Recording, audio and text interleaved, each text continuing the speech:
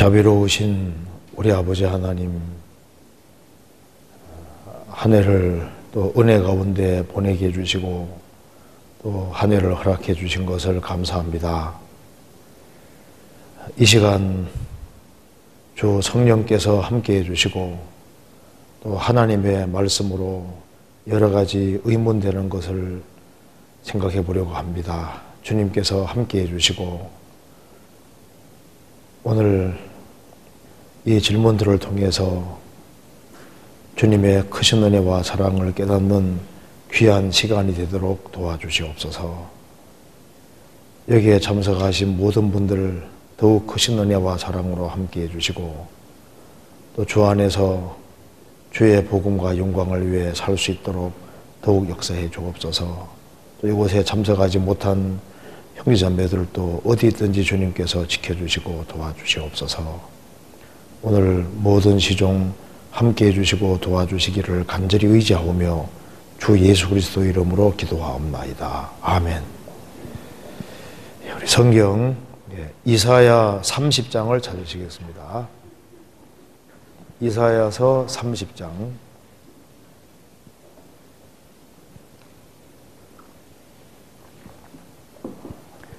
30장 26절입니다.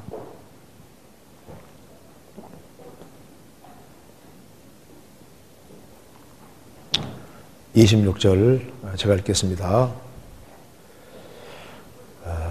여호와께서 그 백성의 상처를 싸매시며 그들의 맞은 자리를 고치시는 날에는 달빛은 햇빛 같겠고 햇빛은 칠변에 되어 일곱 날의 빛과 같으리라. 네, 거기까지입니다.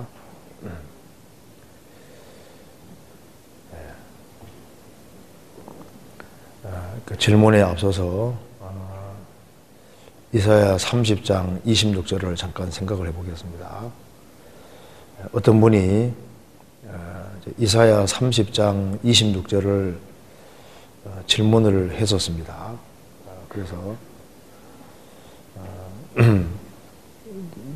이걸 주석을 찾아봐도 모르겠고 도대체 무슨 얘기인지를 모르겠다. 그래서 답을 좀 해달라고 해서 답을 해준 적이 있는데요. 이걸 한번 같이 먼저 잠깐 생각해보고 질문 받도록 하겠습니다. 여호와께서 그 백성의 상처를 고치시는 상처를 싸매시며 그들의 맞은 자리를 고치시는 날에는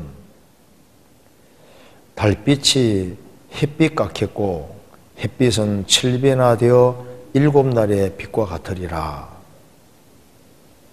물론 읽으면 이게 알듯 말듯한 얘기 같이 느껴집니다. 이 내용이 뭐냐 하면은 이스라엘이 하나님께 불순종함으로 바벨론에게 앞으로 이건 예언인데요. 바벨론에게 잡혀가서 70년 동안 포로 생활을 하게 됩니다. 그래서 70년 만에 하나님께서 이스라엘을 해방시켜 주셨습니다. 그래서 26절에 여호와께서 그 백성의 상처를 싸매시며 그들의 맞은 자리를 고치시는 날에, 이것이 이스라엘이 바벨론 포로에서 해방되는 겁니다. 또한 넓게 보면은 이스라엘이 그리스도를 배척한 죄로 전 세계 유랑민족이 됐다가 다시 이스라엘 민족이 돌아올 때도 그 말씀하고도 연결되는 말씀인데요. 여호와께서 그 백성의 상처를 싸매시며 그들의 맞은 자를 고치시는 날에는 달빛이 햇빛 같겠고 햇빛은 칠배나 되어 일곱 날의 빛과 같으리라. 그래서 이걸 한번 생각해 봅시다. 이게 아주 내용은 간단한 내용입니다. 우리가 이스라엘 사람이라고 해봅시다. 이스라엘 사람인데 이스라엘 땅에서 포로 잡혀서 1000km 떨어져 있는 바벨론에 70년 동안 잡혀가서 지렁이처럼 돼서 멸시와 천대와 박해를 받았습니다. 그러다가 70년 만에 해방되어서 이스라엘 땅에 딱 돌아오고 난 이후에 달빛을 보면 어떤 생각이 들까요? 느껴지는 것이 달빛이 그 옛날 보던 달빛하고 너무 다르잖아요. 달빛이 햇빛같이 느껴지는 겁니다. 그리고 이제 태양이 비칠 때 낮에 이스라엘 땅에서 태양을 보게 될 때 70년 만에 포로 잡혀갔다 돌아와서 이제 이스라엘 땅에 돌아와서 태양빛을 볼 때는 그냥 그 전에 보던 태양빛하고 다르게 7배나 밝게 아주 더 화창하고 찬란하게 느껴지게 될 거 아니에요? 그죠? 그래서 너무나도 큰 고통 속에 있다가 다시 이스라엘 땅에 돌아와서 자기 정든 고향에 와서 거기에서 그 땅에 있으면서 달빛을 보고 햇빛을 봤을 때 그전과 다르게 달빛은 햇빛같이 느껴지고 햇빛은 7배나 밝은 것처럼 그렇게 느껴지게 될 거다 그 말입니다. 네, 예를 들어 봅시다.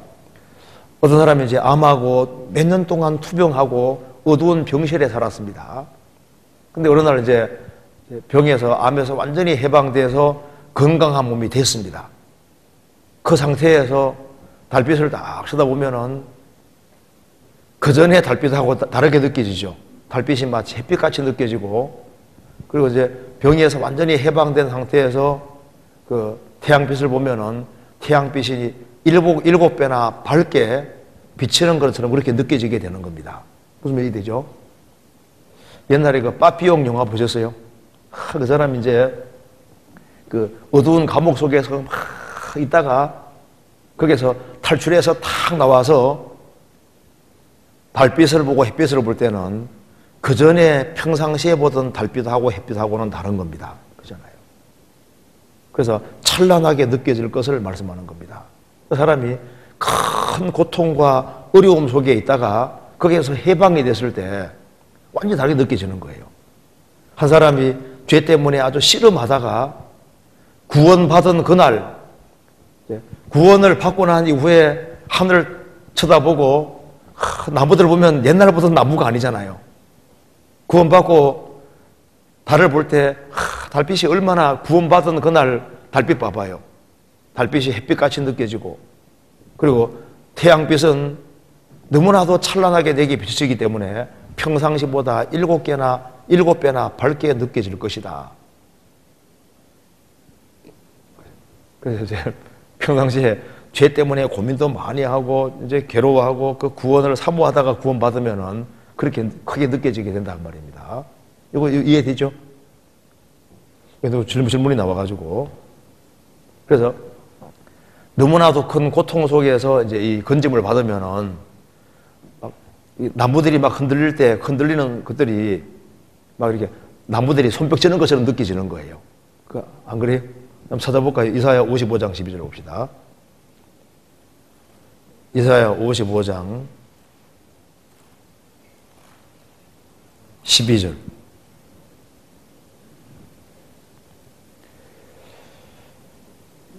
너희는 기쁨으로 나아가며 평안히 인도함을 받을 것이요 산들과 작은 산들이 너희 앞에서 노래를 바라고 들의 모든 나무가 손바닥을 칠 것이며,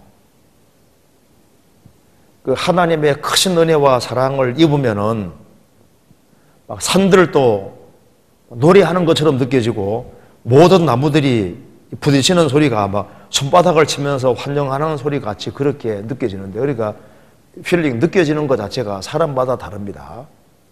큰 곤란 속에서 이제 어려움을 겪고 해방이 되고 하면은 그런 은혜를 아주 크게 느껴지고 모든 산물들조차도 그렇게 다르게 아주 크게 와닿고 느껴질 것을 이렇게 말씀하는 겁니다. 오늘 한번 질문을 한번 생각해 보겠습니다. 여기 제일 첫 번째 질문, 요한일서 3장 보시겠습니다. 3장 14절.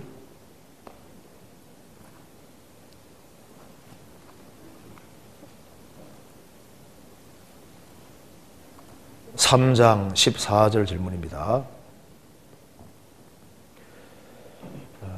우리가 형제를 사랑함으로 사망에서 옮겨 생명으로 들어간 줄 알거니와 사랑치 아니하는 자는 사망에 거하느니라. 그 형제를 미워하는 자마다 살인하는 자니 살인하는 자마다 영생이 그 속에 거하지 아니하는 것을 너희가 아는 바라. 질문 내용은 우리가 형제를 사랑함으로 사망에 옮겨 생명으로 들어간 줄 알거니와 사랑치 아니하는 자는 사망에 거하느니라. 저는 형제를 사랑하지 않을 때가 있는데 그럴 때마다 이 말씀에 사망에 거한다는 말씀이 마음에 걸립니다. 사망에 거한다는 말씀이 무슨 뜻인지 정확히 알고 싶습니다 하는 질문입니다. 형제를 사랑함으로 사망에 옮겨 생명을 얻은 줄 알거니와 사랑치 아니하는 자는 사망에 거하느니라. 자기는 형제를 사랑하지 않을 때가 있으니까 내가 사망에 거하는 것이 아니냐, 사망에 걸린다는 말씀이 이제 마음에 자꾸 걸리고 사랑하지 않을 때마다 이 말씀이 탁탁 걸린다는 거예요.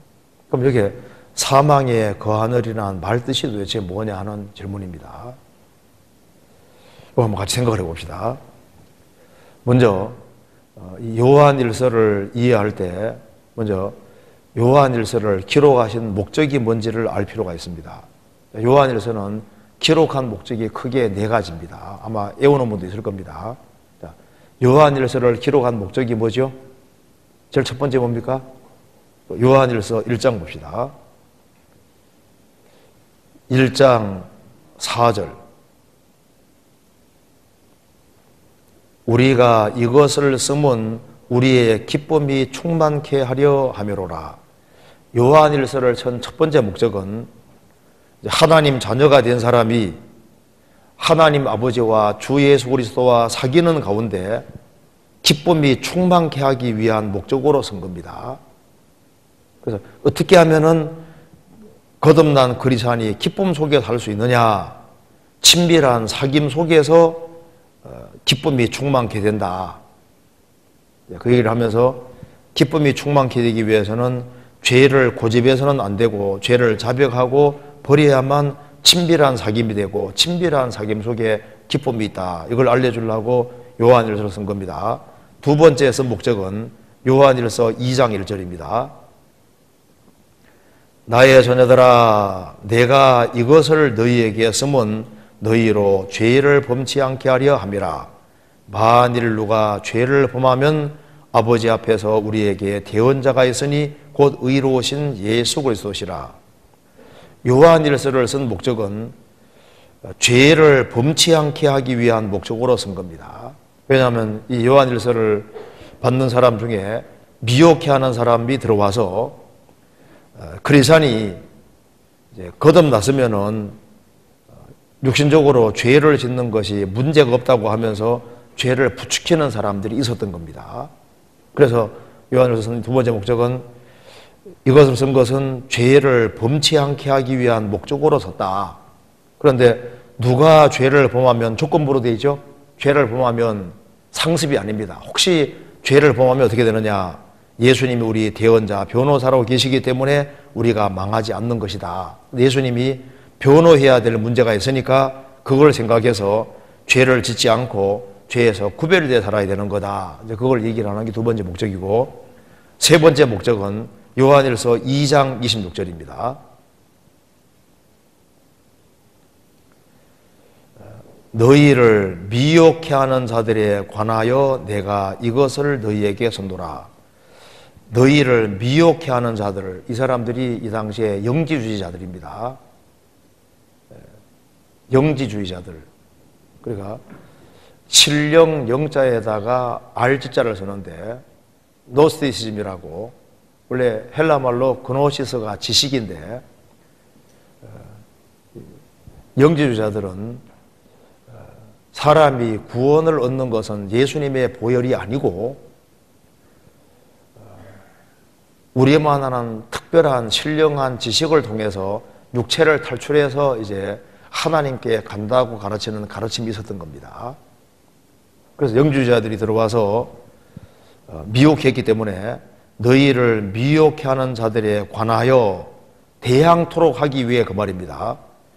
너희를 미혹해 하는 자들에 관하여 대항하도록 하기 위해서 내가 이것을 너희에게 썼노라. 그러니까 영지주자들에게 속지 말으라고 하기 위해 쓴 겁니다. 그 이제 한때 모임을 같이 하다가 나간 사람들이 있었거든요. 그 나간 사람들이 영지주자들인데 그 사람들에게 속지 말고 그 사람들을 대항하도록 하기 위해서 이것을 쓴 겁니다. 요한일서 2장 19절을 보시겠습니다. 저희가 우리에게서 나갔으나 우리에게 속하지 아니하였나니 만일 우리에게 속하였다면 우리와 함께 거하였으리니와 저희가 나간 것은 다 우리에게 속하지 아니함을 나타내리 함이니라. 한때 같이 모임하다가 나간 사람이 있었는데 이 사람이 영주자들이고 이 사람들에게 속지 않게 하기 위해서 그들을 대항하도록 하기 위해 이걸 썼다 그 말입니다. 네 번째 목적 봅시다. 요한일서 5장 13절.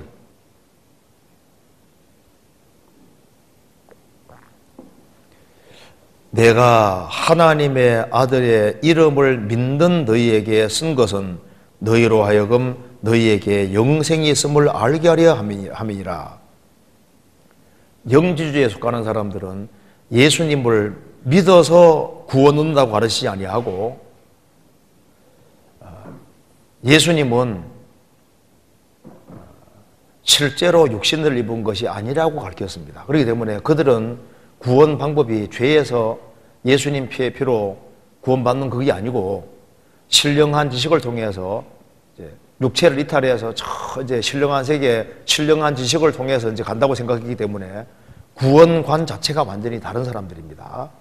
그렇기 때문에 믿어서 구원받는 게 아니라고 하기 때문에 이걸 쓰고 있는 거예요. 내가 하나님의 아들 이름을 믿는 너희에게 이것을 쓴 것은 너희로 하여금 너희에게 영생이 있음을 알게 함이니라. 그래서 요한일서 1장 처음에도 예수님이 영원한 생명이라 그랬고 영원한 생명 되신 분이 세상에 오셨고 예수님이 영원한 생명이기 때문에 예수님이 속에 들어와 있는 사람은 영원한 생명 있는 사람이다. 이렇게 이제 논리를 전개하고 있습니다. 그래서 이제 요한일서를 쓴 목적은 크게 네 가지라는 걸 이해하면 되겠습니다. 그리고 이제 요한일서는 그럼 구원받았다는 증거가 뭐냐? 거짓된 미혹된 사람들이 들어와서 자꾸 엉뚱한 구원을 얘기를 하기 때문에 그 구원받았다는 내적인 증거와 외적인 증거가 뭔지를 논술을 하고 있는 겁니다. 이제 얘기를 하고 있는 거예요. 그러면 구원받았다는 내적인 증거가 뭐냐 하면서 내적인 증거는 5장 10절에 같이 읽어보겠습니다. 같이 읽겠습니다. 하나님의 아들을 믿는 자는 자기 안에 증거가 있고 하나님을 믿지 아니하는 자는 하나님을 거짓말하는 자로 만드나니 이는 하나님께서 그 아들에 관하여 증거하신 증거를 믿지 아니하였음이니라. 하나님의 아들을 믿는 자는 자기 안에 자기 속에 증거가 있다. 그 자기 속에 증거가 있는데 어떤 증거가 있느냐? 7절에 증거하는 이는 성령이시니 성령은 진리니라. 증거하는 이가 셋이니 성령과 물과 피라. 또한 이 셋이 합하여 하나이니라. 하나님의 아들을 믿는 사람은 자기 안에 증거가 있는데 그럼 자기 안에 증거가 어떻게 이루어지느냐? 7절에 증거하는 이는 성령이시니 성령은 진리니라. 증거하는 이가 셋인데 성령과 물과 피라. 여기에 이 셋은 합하여 하나라고 했습니다. 그래서 성령에 대비될 만한 것이 피고 성령과 피와 동일한 성격이 있는 것이 물이라는 것은 여기에 말씀을 가르치고 있습니다. 물은 말씀입니다. 무슨 말씀이냐 하면은 성경 속에 예수님이 특별히 속죄해 주신다는 말씀이 바로 물입니다. 예수님이 속죄를 하신다는 그 말씀이 물이고 거기에다가 예수님은 피로 도장을 쳤고 성령께서는 그걸 믿게 해주시니까 성령과 물과 피가 하나다 그 말입니다. 그래서 하나님의 말씀을 듣는 가운데 그 예수님이 죄를 영원히 처리하는 그 사실에 예수님이 피를 쏟음으로써 입증하셨지 않습니까? 성령 그거 믿게 하셨으니까. 그래서 자기 안에 이루어진 증거가 뭐냐면 바로 피입니다. 피. 성령이 그 말씀을 통해서 피공로를 믿어지게 하는 게 바로 증거. 그래서 찬송가에 그 피가 마음속에 큰 증거 됩니다. 그 피가 증거가 되고 피공로가 딱 믿어지는 거예요. 그게 내적인 증거고. 그리고 그 다음에 외적인 증거가 뭐냐. 이제 그러면 내가 예수님 피공로가 믿어지고 성령이 내 속에 오시다는 증거가 뭐냐 하면서 증거를 여러 가지 쭉 말씀하는데 그 중에 하나가 바로 사랑이라고 얘기를 한 겁니다. 그러면 내적인 증거 말씀했으니까 외적인 증거는 뭐냐? 첫 번째는 분별력입니다. 요한일서 2장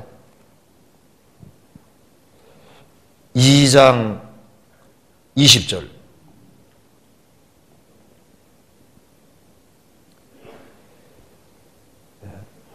너희는 거룩하신 자에게서 기름 부음을 받고 모든 것을 아느니라.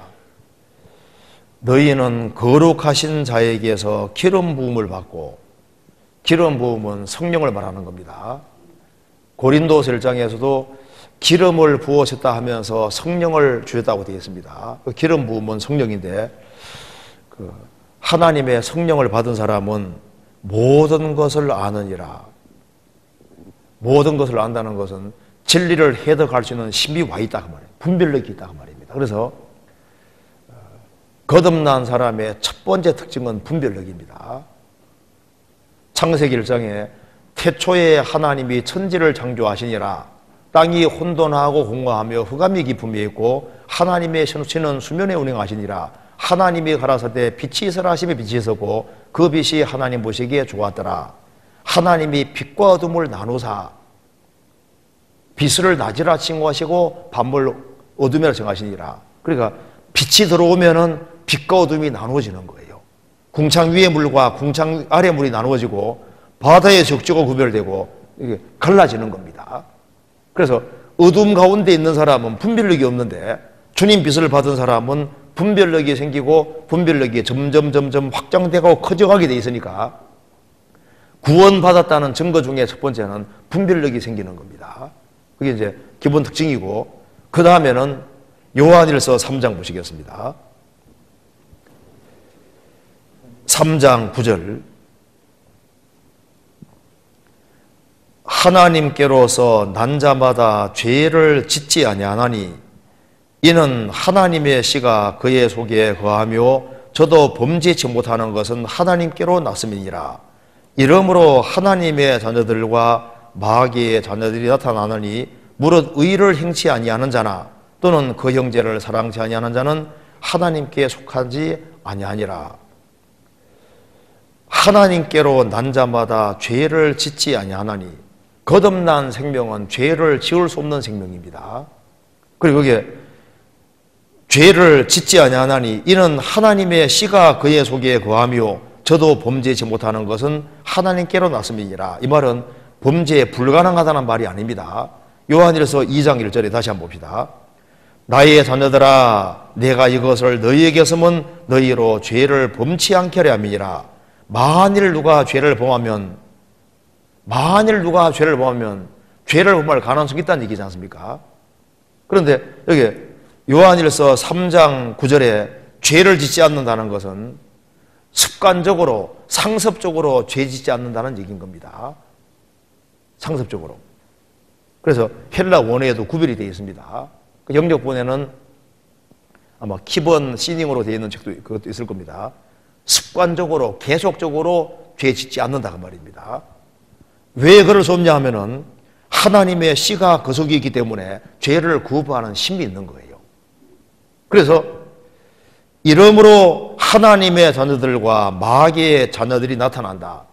죄의 구렁텅이에 살면서 자기 편한 대로 살면서 천당 간다고 생각하는 사람은 그게 처음부터 구원일 수가 없습니다. 죄를 지을 수는 있지만은 죄에 뛰쳐나오는 힘도 있거든요. 그래서 자기 편한 대로 살면서 천당 간다고 생각하는 사람은 속에 생명이 왔다는 말이 거짓말인 거예요. 왜냐하면 거듭난 생명은 위로부터 난 생명입니다. 그래서 양이 더러운 것은 밟을 수는 있지만은 뛰쳐나오는 힘이 있는 거예요. 그래서 습관적으로 죄를 지으면서도 아무렇지도 않다. 그 사람은 이제 그러니까 이 봐요. 구원 진짜 안 받은 사람은요, 자기 편한 대로 살면서 천당은 간다고 우기거든요. 그런데 진짜 구원받은 사람은 잘 못 살아가면요, 갈등이 생기고 내가 혹시 구원이 안 받은 게 아닌가 하고 다시 확인하려고 하도록 돼 있다니까요. 그렇잖아요. 그런데 구원은 받았으니까 하고 자기 편한 대로 살면서 천당 간다고 생각하는 사람, 그것이야말로 이론일 가능성이 많습니다. 하나님 은혜가 성령의 도우심으로 정말 믿어졌으면은 생명이 있는데, 그리고 거듭난 생명 있는 사람은 위의 것을 찾아가는, 갈망하는 게 계속 올라오게 되어 있습니다. 그렇잖아요. 그러니까 세상 사람들하고 얘기하고 있지만 뭐가 안 섞이잖아요. 섞이지 않는 것이 있다니까요. 물과 기름처럼 안 섞이는 것이 있도록 되어 있습니다. 그래서 무릇 의의를 행치 아니하는 자나 또는 그 형제를 사랑치 아니하는 자는 하나님께 속하지 아니하니라. 그리고 거듭난 사람은 하나님의 생명을 받은 사람이기 때문에 특징이 있습니다. 그게 바로 뭐냐면 세상을 이긴다 그 말입니다. 요한일서 5장입니다. 5장 4절. 대저 하나님께로서 난 자마다 세상을 이기느니라. 세상을 이기면 이것이니 우리의 믿음이니라. 예수께서 하나님의 아들이심을 믿는 자가 아니면 세상을 이기는 자가 누구뇨? 거듭난 자마다 세상을 이기느니라. 이긴다는 것은 극복해 간다 그 말입니다. 영어로 말하면 오버컴입니다. 세상에 어떤 유혹도 있고 여러 가지 어떤 혼란, 역경, 어려움 같은 게 주어지지만은 생명이 있기 때문에 이겨나가는 힘이 있는 거예요. 넘어질 때도 있지만 또 일어납니다. 의인은 넘어질지라도 다시 일어나는 힘이 있는 거예요. 씨가 싹이 다 나면은 그 딱딱한 땅을 삐집고 나오는 거 봐요. 그 연약한 싹이 나무 여기 땅바닥을 뚫고 올라오는 거 보면 야 신기하잖아요. 이게 생명입니다. 생명. 하나님의 생명을 소유한 사람은 삐집고 나오는 힘이 있는 거예요. 이건 도덕이 아닙니다. 위로부터 난 생명인 거예요. 그리고 이제 요한일서에서 밝히는 것이 있습니다. 구원받았다는 것은 하나님의 성령으로 말미암아 하나님의 사랑이 마음에 부음받았다. 그렇기 때문에 구원받았다는 외적인 증거 중에서 제일 중요한 것이 뭔지 아느냐? 그것이 바로 형제 사랑이다. 이렇게 말을 하고 있는 겁니다. 요한일서 4장 7절입니다. 사랑하는 자들아 우리가 서로 사랑하자. 사랑은 하나님께 속한 것이니 사랑하는 자마다 하나님께로 나서 하나님을 알고 사랑하지 아니하는 자는 하나님을 알지 못하나니 이는 하나님은 사랑이심이라. 하나님의 사랑이 우리에게 이렇게 나타난 바 되었으니 하나님이 자기의 독생자를 세상에 보내심은 저로 말미암아 우리를 살리려 하심이니라. 사랑은 여기 있으니 우리가 하나님을 사랑한 것이 아니요 오직 하나님 우리를 사랑하사 우리 죄를 위하여 화목제로 그 아들을 보내줬음이니라. 11절 같이 읽겠습니다. 사랑하는 자들아 하나님이 이같이 우리를 사랑하셨은즉 우리도 서로 사랑하는 것이 마땅하니라. 하나님은 본질이 사랑이시고 구원받았다는 것은 하나님의 사랑을 받았다는 얘기고 하나님의 사랑이 마음에 부음받았기 때문에 그리고 하나님의 사랑을 똑같이 받은 하나님 자녀들을 사랑하는 것이 마땅하니라. 그래서 요한일서는 말하고 있습니다. 그 사람이 구원받았다는 증거가 도대체 뭐냐? 그게 형제를 사랑하는 것이라고 얘기를 하고 있는 겁니다. 요한일서 3장 14절입니다.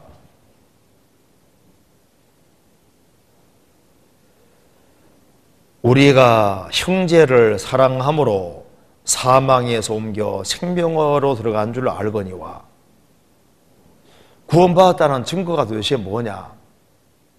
분별력이 있고 죄를 미워하는 힘이 와 있고 그리고 그게 신앙생활하는 가운데 행위로 나타나게 되어 있습니다. 근데 그 중에 대표적인 것이 바로 형제의 사랑이다.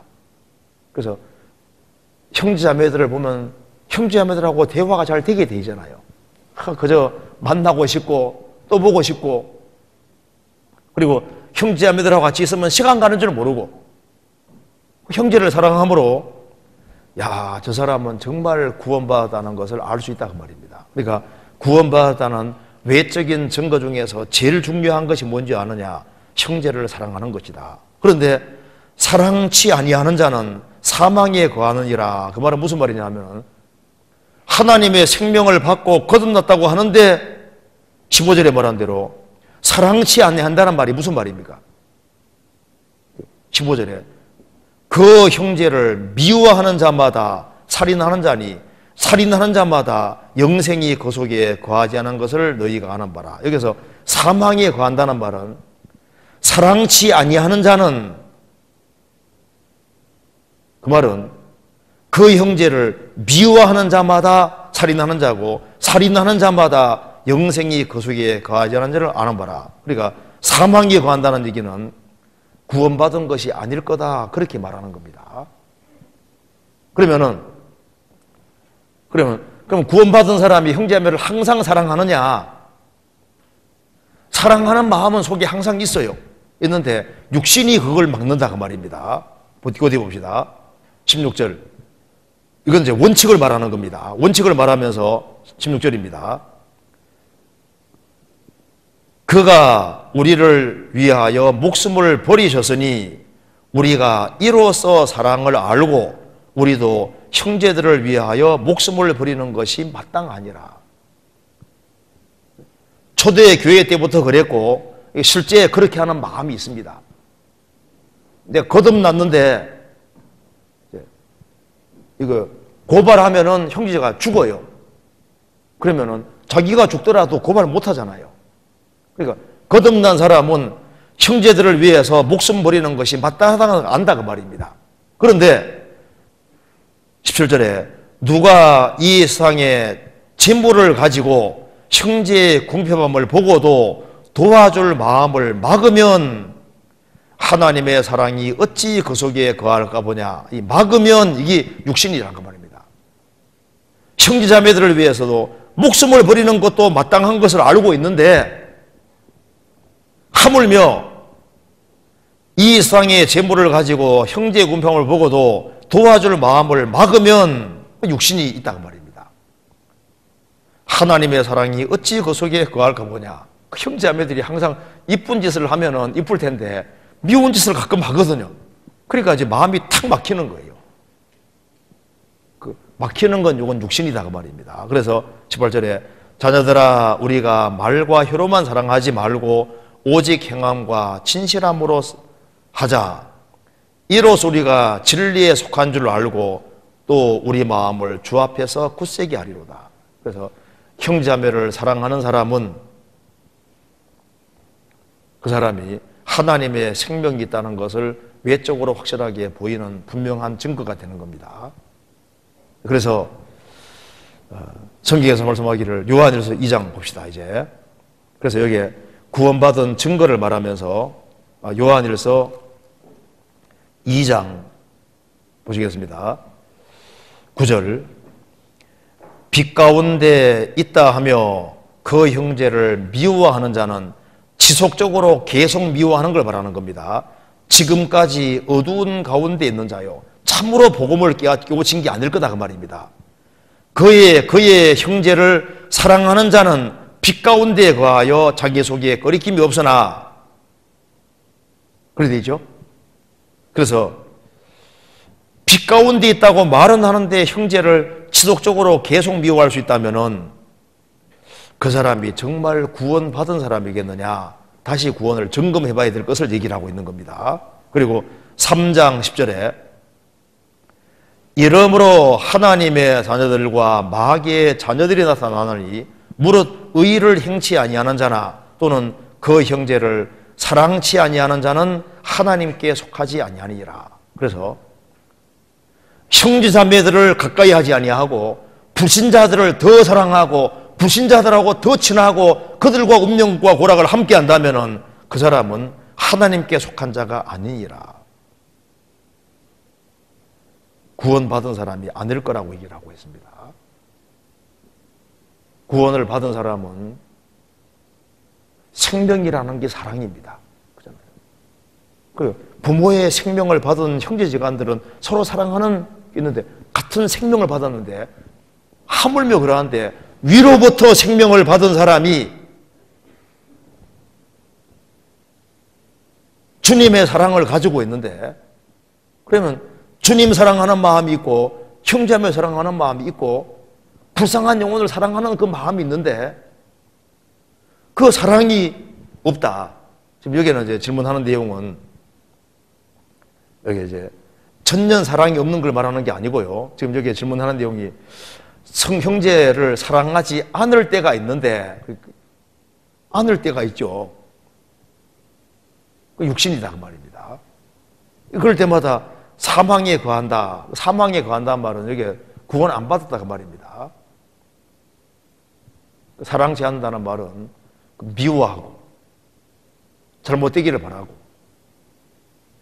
그게 마귀 마음이지 않습니까? 그래서 지금 이분은 여기에 이 질문한 것이 이게 마음에 딱 걸려야지 정상이에요. 사랑하지 않을 때가 있는데 그 내가 이게 혹시 사망에 거하는 게 아닌가 그 말씀에 마음이 걸린다 걸려야지 맞죠? 형제를 미워하면서도 있지 않습니까? 마음에 안 걸리면 그거 진짜 문제입니다. 그렇죠? 그래서 사랑하는 것이 마땅하지만은 때로는 마음에 안 드는 게 있기 때문에 미워하는 마음이 생길 수 있다 그 말입니다. 그렇죠? 근데 그게 지속적인 것은 아닐 거다 그 말입니다. 사랑하지 않을 때가 있다. 지속적으로 미워하고 지속적으로 그렇다면은 그럴 수는 없잖아요. 상습적인 것은 될 수 없는 겁니다. 합당하지 않다는 얘기입니다. 그래서 여기에 구원받았다는 외적인 증거가 바로 이겁니다. 그래서 구원받은 증거가 뭐냐? 그건 생명인데 생명은 사랑이기 때문에 성령 열매 처음 시작이 사랑이지 않습니까?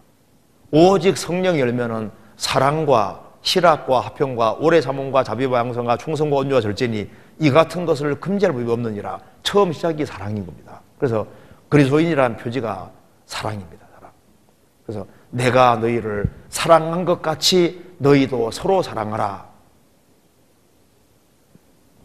너희가 서로 사랑하면 이로써 모든 사람이 너희가 내 제자인 줄 알리라. 그래서 성도라는 그리스도인이라는 확실한 표지가 바로 뭐냐면 사랑이다 그 말입니다. 그걸 얘기를 했습니다.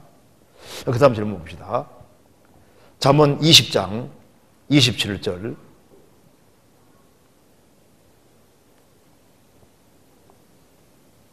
(20장 27절)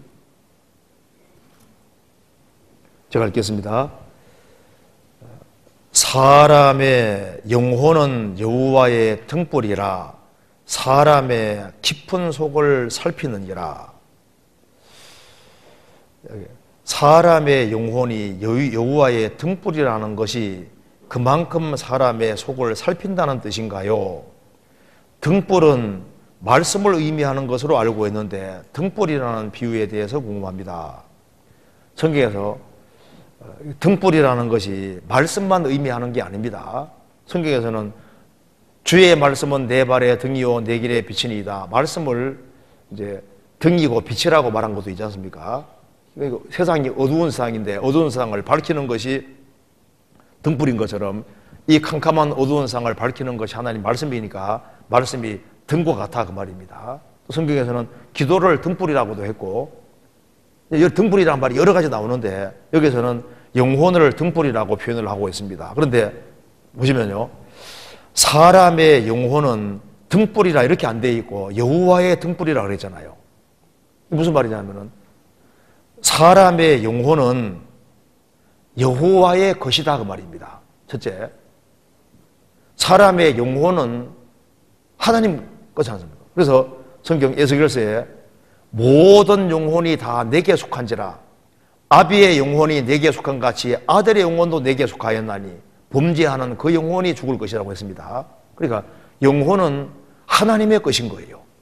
그래서 히브리서 12장에서도 우리 육체의 아버지가 우리를 징계하여도 우리를 공경하였거든 하물며 모든 영의 아버지께 더욱 복종하여 살려야 하지 않겠느냐.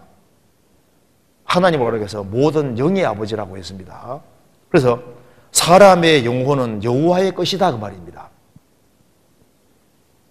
그래서 사람의 영혼은 여호와의 것인데 여호와의 등불이다 그 말, 등불. 그러니까 사람의 영혼은 여호와의 등불과 같아 그 말입니다.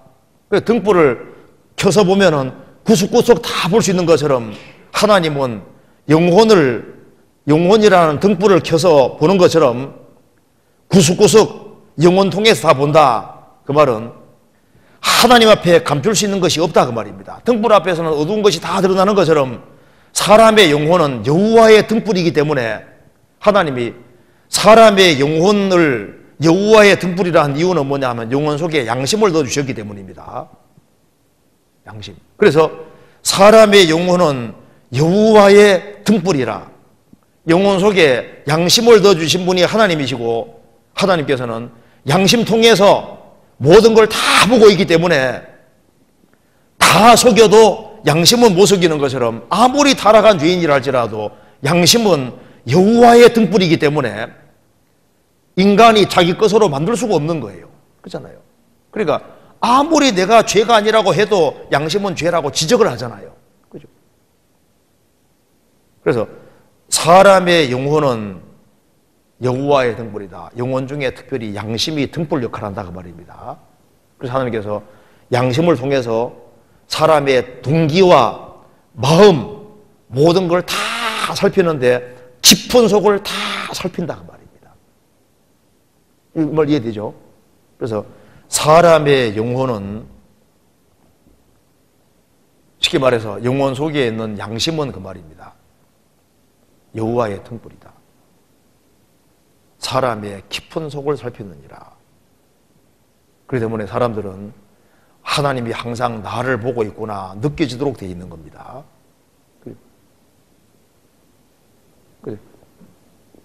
그러니까 하나님이 다 보고 있구나 어떻게 느껴요? 자기 양심으로 느끼잖아요. 그렇죠? 그러니까 하나님이 양심이란 등불을 안 줬으면요 자신도 못 느끼던데 하나님은 영혼 속에 양심이라는 걸 등불처럼 딱 넣어놨기 때문에 죄는 어두운 거잖아요. 그 어두운 게 딱 들어오면 양심이 빛이 어두운 게 딱 들어오면은 빛이 등불이 딱 밝히는 것처럼 어두운 게 들어오면 즉시 탁탁 알게끔 돼 있는 겁니다. 그래서 심판대 앞에 서면은 양심이 증인으로 딱 서게 되는 거예요. 이거 이해되시죠? 그래서 여기 이제 사람의 영혼은 이게 문장이 좀 어려우니까 사람의 영혼은 여호와의 등불이라고 하면은 사람의 영혼 속에 두신 양심은 여호와의 등불 같은 역할을 하시기 때문에 하나님은 양심을 통해서 사람의 깊은 속을 다 보고 있다 그 말입니다. 그렇게 이해하면 되겠습니다. 그 다음 넘어가 보겠습니다. 잠언 8장 30절에 나오는 창조자가 나나주에는 양육받는 아이라고 되어 있습니다.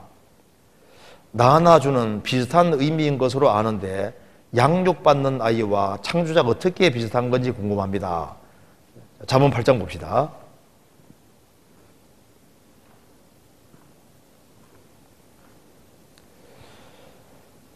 잠언 8장 30절에 내가 그 곁에 있어서 창조자가 되어 날마다 그 기뻐하신 바가 되었으며 항상 하나님 앞에서 즐거워하였으며 이 말씀에서 창조자 1번 밑에 나나주에 양육받는 아이라고 이렇게도 번역할 수 있다 이렇게 써놓은 겁니다.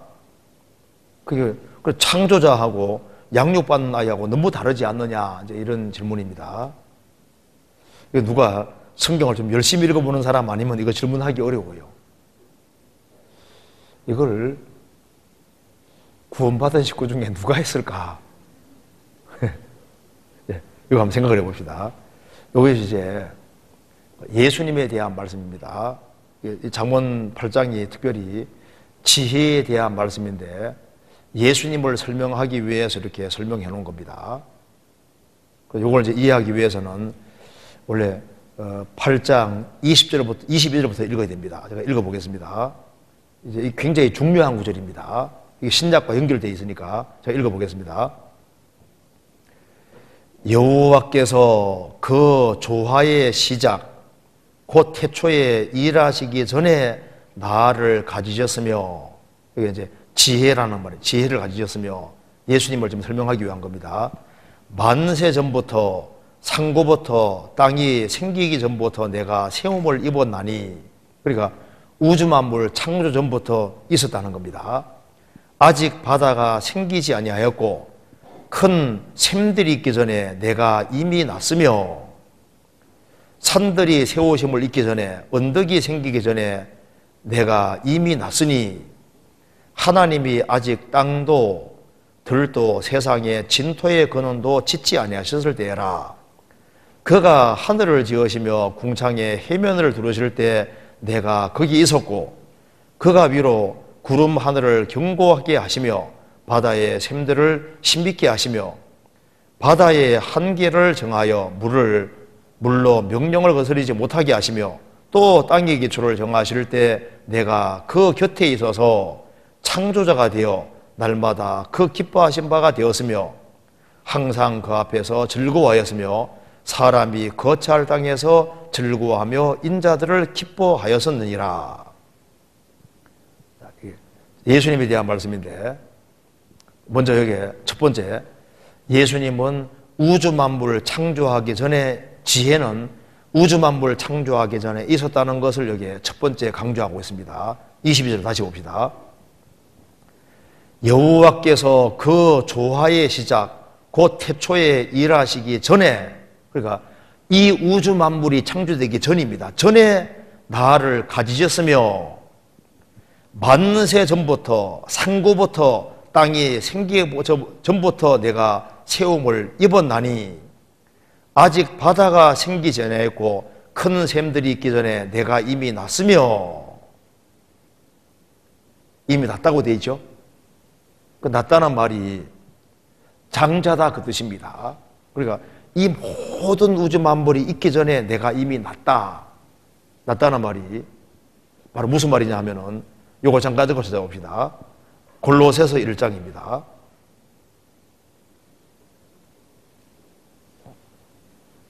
(1장 15절)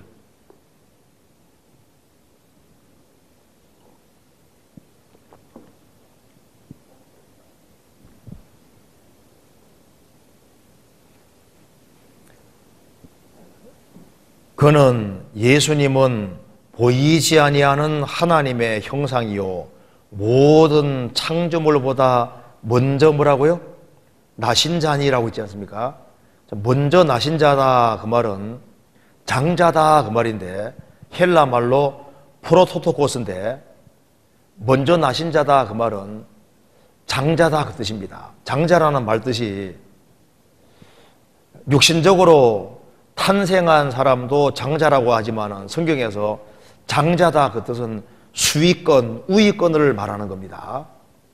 순서를 말하는 게 아니라 수위권, 우위권을 말하는 거예요. 그래서 예수님이 이제 장자다 그 말은 하나님께서는 성자 예수님을 통해서 모든 걸 행하시기 때문에 여기에 장자라고 표현을 하고 있습니다. 그래서 성경 예레미야 31장 9절에도 성경 말씀하기를 에브라임은 나의 장자니라 그 말은 므낫세가 장자인데 왜 에브라임 장자냐고 말하면 하나님이 에브라임을 앞세워 일하기 때문에 그래서 장자라는 표현을 사용하는 겁니다. 장자란 말은 이스라엘은 내 아들 내 장자다 그 말은 하나님이 이스라엘 통해서 일을 하시기 때문에 장자라고 하는 거예요. 장자란 말은 수위권, 우위권을 말하는 겁니다. 다윗은 8번째 아들이지만 다윗 가르쳐서 장자라 그랬거든요. 성경 찾아봅시다. 시편 89편 보시겠습니다. 89편 26절입니다.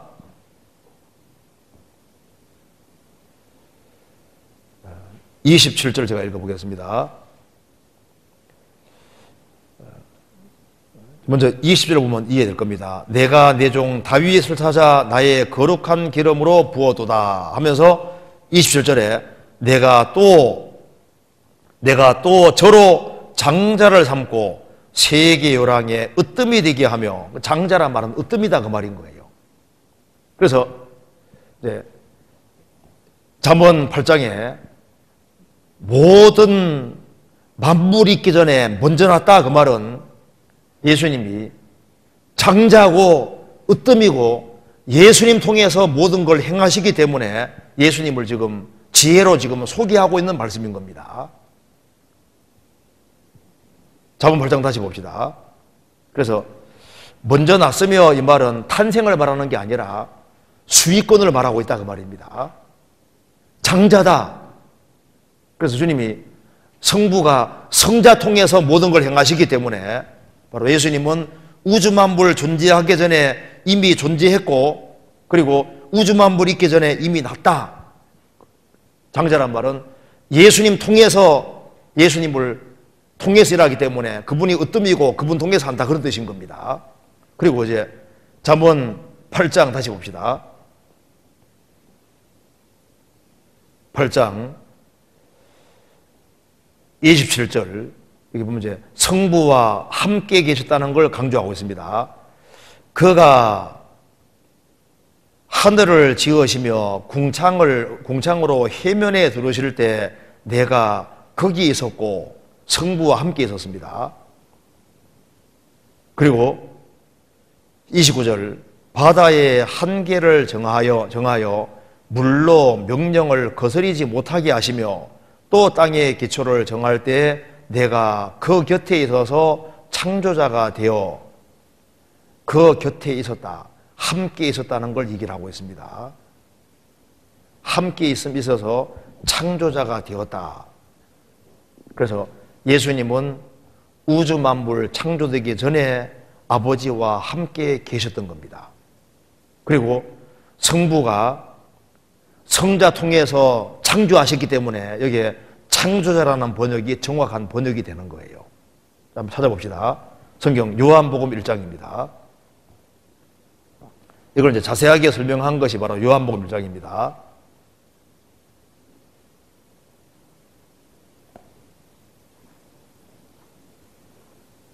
(1장 1절)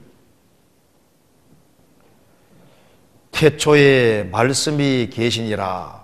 이 말씀이 하나님과 함께 계셨으니, 함께 계신 것이 맞지 않습니까? 이 말씀은 곧 하나님이시니라. 태초에 그가 하나님과 함께 계셨고 만물이 그로 말미암아 지은 바 되었으니 지은 것이 하나도 그거 없이는 된 것이 없느니라. 그러니까 이 우주 만물을 직접 창조하신 분은 바로 예수님이기 때문에 창조자가 되어 이렇게 말하고 있는 겁니다. 그러니까 예수님은 삼위일체의 하나님으로서 이 우주 만물이 존재하기 전에 성부와 성령과 함께 계셨고 만물이 성자 예수님으로 말미암아 지은 바 되었으니 지은 것이 하나도 그거 없이는 된 것이 없느니라. 그러니까 우주 만물을 직접 창조하신 분은 바로 예수님인 겁니다. 성경 히브리서 보시겠습니다. 히브리서 1장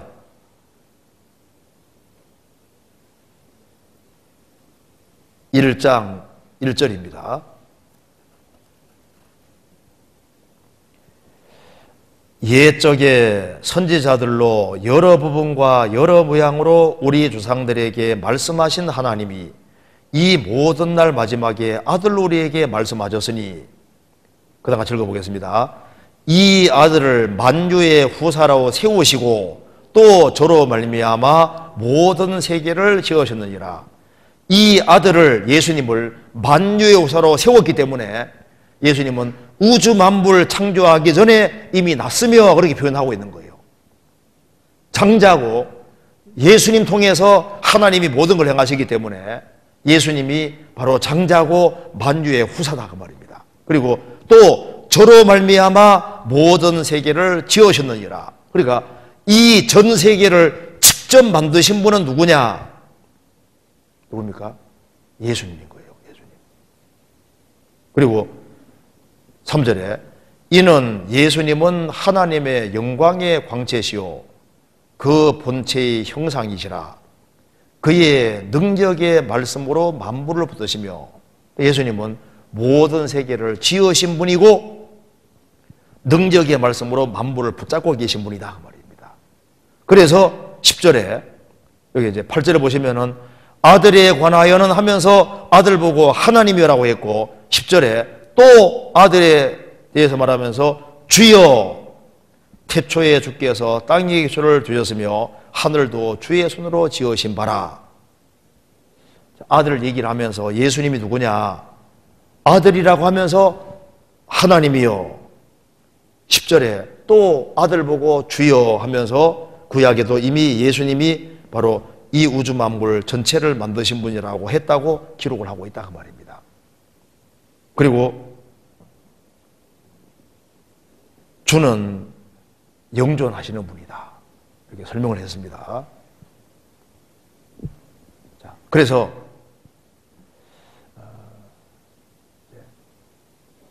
예수님이 누구냐 하면은 우주를 직접 만드신 분인 겁니다. 골로새서 1장 다시 한번 봅시다.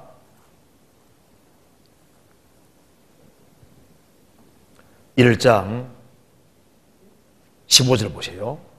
그래서 여기 이제 15절 내용하고 잠언 8장 똑같은 내용입니다. 그는 보이지 아니하는 하나님의 형상이요 모든 창조물보다 먼저 나신 자니 장자다 그 말입니다.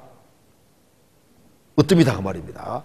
만물이 그에게 창조되되 하늘과 땅에서 보이는 것들과 보이지 않는 것들과 혹은 보호자들이나 주관들이나 정사들이나 권세들이나 만물이 다 그로 말미암고 그를 위하여 창조되었고, 그러니까 눈에 보이는 것 보이지 않는 모든 것을 창조하신 분이고, 보호자들, 주관들, 정사들, 권세들이 뭡니까? 천사세계.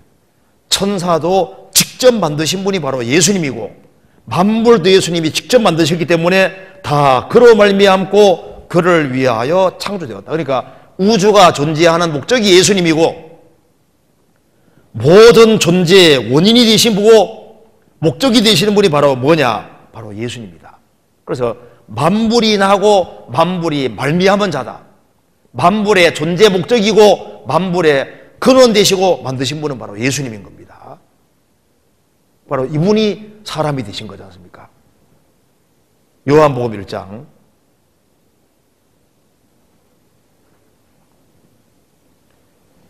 1장 14절입니다.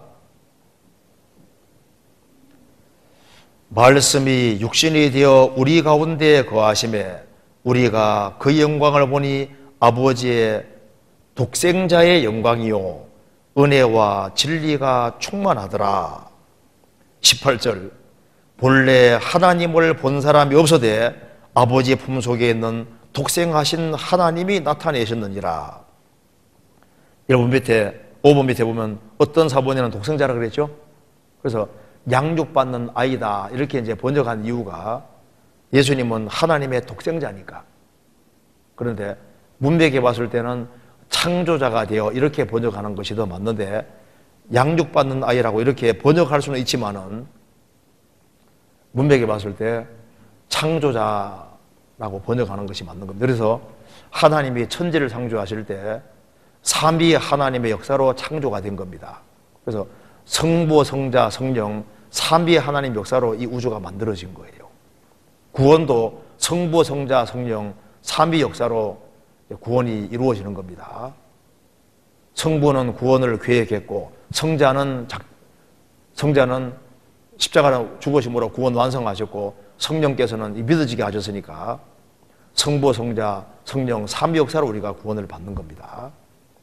그래서 이 잠언 8장에 다시 한번 잠깐 봅시다. 여기 이제 중요한 구절이 이겁니다. 인간이 만들어질 때 주님이 얼마나 지혜가 얼마나 기뻐하는지 봐봐요. 8장 30절에 내가 그 곁에 있어서 태초에 말씀이 계시니라. 이 말씀이 하나님과 함께 계셨으니 이 말씀은 곧 하나님이시니, 그러니까 함께 있는 것도 맞고 하나님 것도 맞는 거예요. 곁에 있어서 창조자가 되어 날마다 그 기뻐하신 바가 되었으며 항상 그 앞에 즐거워하였으며 사람이 거처할 땅에서 즐거워하며 인자들을 기뻐하였었느니라. 그래서 지구상에 사람이 만들어지니까 얼마나 좋아하셨어요. 왜? 그리스도의 신부가 나타나게 되는 거니까. 그래서 사람이 거처할 땅에서 즐거워하며 인자들을 기뻐하였느니라. 그러니까 이 우주를 만드시고 지구 만드시고 지구상에 하나님 형상 받은 사람이 만들어질 때 보시고 뭐라고요? 심히 좋았더라. 심히 좋았다고 했는데 이 인간이 타락이기 때문에, 그래서 예수님이 세상에 오시게 됐고 십자가 죽으심으로 구원을 완성하게 됐던 겁니다. 성경 전도서 12장에 너는 청년의 때 너의 창조자를 기억하라 되어 있는데 히브리어에는 복수로 되어 있습니다. 창조자들로 되어 있거든요. 왜? 성부, 성자, 성령 삼위의 하나님으로 말미암아 사람이 만들어지기 때문에 창조자들로 되어 있는 거예요. 태초에 하나님이 천지를 창조하시니라. 하나님이 엘로힘 복수로 되어 있습니다. 창조하시니라는 단수로 되어 있는 겁니다. 그러니까 하나님은 한 분이신데 성부, 성자, 성령 구별이 있는 거예요. 그래서 삼위의 하나님 역사로 말미암아 창조가 됐는데, 우리가 이제 알아야 될 것은 성부가 성자 통해 창조했으니까 이 우주 만물을 직접 만든 창조자는 예수님인 겁니다. 예수님이 세상에 오셨으니까 창조주가 오신 거예요. 아세요? 우리 만드신 분이 직접 오셔서 죽으신 겁니다. 그리고 부활해 주신 겁니다. 나중에 이제 사람들은 예수 하면요, 그냥 뭐 이제 간단하게 생각하는데, 이제 나중에 예수님을 이제 만나면요, 진짜 예수님을 소홀히 대한 것이 얼마나 큰 죄인지를 진짜 깨닫게 될 겁니다. 그 다음 이제 넘어가 봅시다. 이거 질문 많으니까요. 그 다음 넘어가 봅시다. 그 다음 질문 봅시다. 로마서 7장 17절 봅시다. 로마서 7장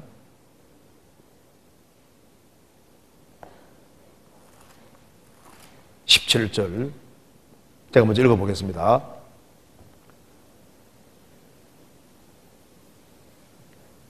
이제는 이것을 행하는 자가 내가 아니요 내 속에 거하는 죄니라. 이단에서는 잘못 해석하는 것으로 알고 있는데요, 정확한 뜻을 알고 싶습니다. 여기 이제는 이것을 행하는 자가 내가 아니요 내 속에 거하는 죄니라. 내 속 곧 내 육신에 선한 것이 거하지 않은 줄 아노니 원하면 내게서나 선을 행하는 것은 없노라. 내가 원하는 바 선은 하지 아니하고 도리어 원치 아니하는 바 악은 행하노도다.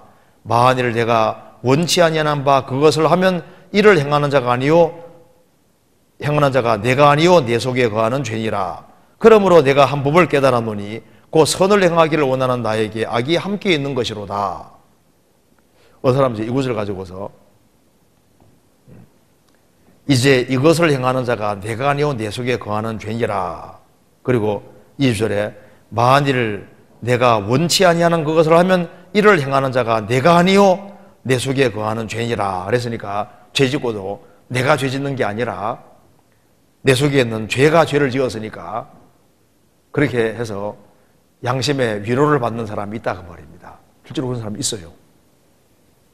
그래서 어떤 사람은 이제 구원 받고 난 이후에 짓는 죄는 하나도 문제가 안 된다. 왜? 내가 짓는 것이 아니라 내 속에 거하는 죄가 죄를 짓는 거니까 그 죄 짓고 나서 다 함대한 거예요. 이게 그런 뜻이 아닙니다. 자기가 죄 지어놓고 내가 죄 지은 게 아니다, 지금 이 얘기 좀 하려고 하는 게 아닙니다. 남을 거짓말하고 사기치고 난 이후에 내가 한 것이 아니라 내 속에 거하는 죄가 죄를 지었으니까 내가 한 것이 아니라고 양심에 아주 가책 안 받고 발뺌을 싹 하는 사람들이 있고, 그래서 이곳을 이용해서 악을 행하면서 그걸 아주 관용하는 그런 사람들이 있는데, 이건 완전히 거짓입니다. 그 말이 아니죠. 지금 이게 무슨 말이냐 하면은, 이제는 이것을 행하는 자가 내가 아니요 내 속에 거하는 죄니라 하면 설명을 하고 있습니다. 내 속 곧 내 육신에 선한 것이 거하지 않은 줄 아노니 원하면 내게서나 선을 행하는 것은 없노라. 구원받으면은 선을 행하기를 갈망하는 것이 있지만은 그걸 잡아당기는 게 있다 그 말입니다. 내가 원하는 바 선은 하지 아니하고 도리어 원치 않은 바 악을 행하는 데 넘어지지 않습니까? 죄. 만일 내가 원치 아니하는 그것을 하면 이를 행하는 자가 내가 아니오 내 속에 거하는 죄이라. 이 무슨 말이냐면은, 내가 보니까 내 속에 죄의 심이 있다라는 걸 지금 얘기하려고 하는 거예요. 그러므로 내가 한 법을 깨달았노니 설명이 나와 있잖아요. 곧 선을 행하기를 원하는 나에게 악이 함께 있는 것이로다. 내 속사람으로는 하나님 법을 즐거워하되 내 지주 속에 한 다른 법이 내 마음의 법과 싸워 내 지주 속에 있는 죄의 법 아래로 나를 사로잡아 오는 것을 보는도다. 오라 나는 공고한 사람이로다. 이 사망의 원수에 누가 나를 건져내랴. 지금 거듭나면은 속사람이 생겼고, 속사람은 하나님 법을 즐거워하는데 내 마음에 새로운 죄의 법이 있어서 자꾸 잡아당긴다 그 말입니다. 그래서 바르게 살라 하면 이게 자꾸 잡아당겨서 세상을 끌고 가게 하고 자꾸 넘어지게 하는데, 이 세력이 내 속에 있다는 걸 이기라는 거예요. 이걸 어떻게 이길 거냐? 이게 안 되더라 그 말입니다. 혼자 힘으로. 이제 그러면서 어떻게 해야 되느냐? 그래서 로마서 8장에 가면은, 구원을 받았어도 타락된 기질이 있고, 내가 새로운 생명을 얻었지만은 타락된 기질이 법처럼 딱 자리 잡고 있기 때문에 법칙은, 인력 법칙을 우리 의지로는 계속 못 이기잖아요. 그러니까 내가 이걸 들 수는 있지만은 계속은 못 들고 있습니다. 인력의 법칙이 작용하고 있으니까 힘 빠지면 이렇게 내려오게 되는 거예요. 그렇잖아요. 열심히 살아야지, 마음은 좋은데 열심히 살아야지 하는데 또 죄의 법이 있으니, 힘이 있으니까 쫙 나를 끌어당겨서 세상으로 가게 하는 힘이 와 있다 그 말입니다. 힘이. 어떻게 해야 되느냐? 그러니까 그리스도 예수 안에 들어가야 된다. 그리스도 예수 안이 어디냐? 바로 주님은 머리고 주님 피로 구원받은 무리가 몸이고, 그게 생명의 성령의 법이 힘이 있기 때문에 여기에 연결돼서 공급을 받아야만 그 힘에 의해서 정상적으로 신앙생활을 할 수 있을 걸 말하는 겁니다. 8장 2절입니다. 이는 그리스도 예수 안에 있는 생명의 성령의 법이 힘입니다. 죄와 사망의 법에서 너를 해방하였음이니라. 현재 완료형입니다. 계속적으로 해방시켜 간다 그 뜻입니다. 그래서 여기에 그리스도 예수 안에 있는 생명의 성령의 법이 맞습니다. 내가 저희 가운데 거하며 두루 행하여, 주님이 구원받은 무리 가운데 거하면서 두루두루 행하십니다. 7 금초대 사이에 다니시는데 그게 바로 생명의 성령의 힘인 거예요. 그래서 우리 가운데 역사하시는 능력대로 그 말대로 우리 가운데 성령님이 역사하시고 계시기 때문에 신앙생활 안 되던 사람도 구원받은 가운데 무리 가운데 연결돼서 신앙생활을 계속하면은 보이지 않는 힘이 딱 붙잡는 거예요. 받았지만은 몇 년 동안 신앙생활을 못하던 사람도 구원받은 무리와 연결되어서 정상적으로 공급을 딱 받으면은 보이지 않는 힘에 딱 붙잡혀서 신앙생활을 계속할 수 있게 되는 거예요. 그래서 신앙생활은 노를 저어서 하는 것은 한계가 있는 거예요.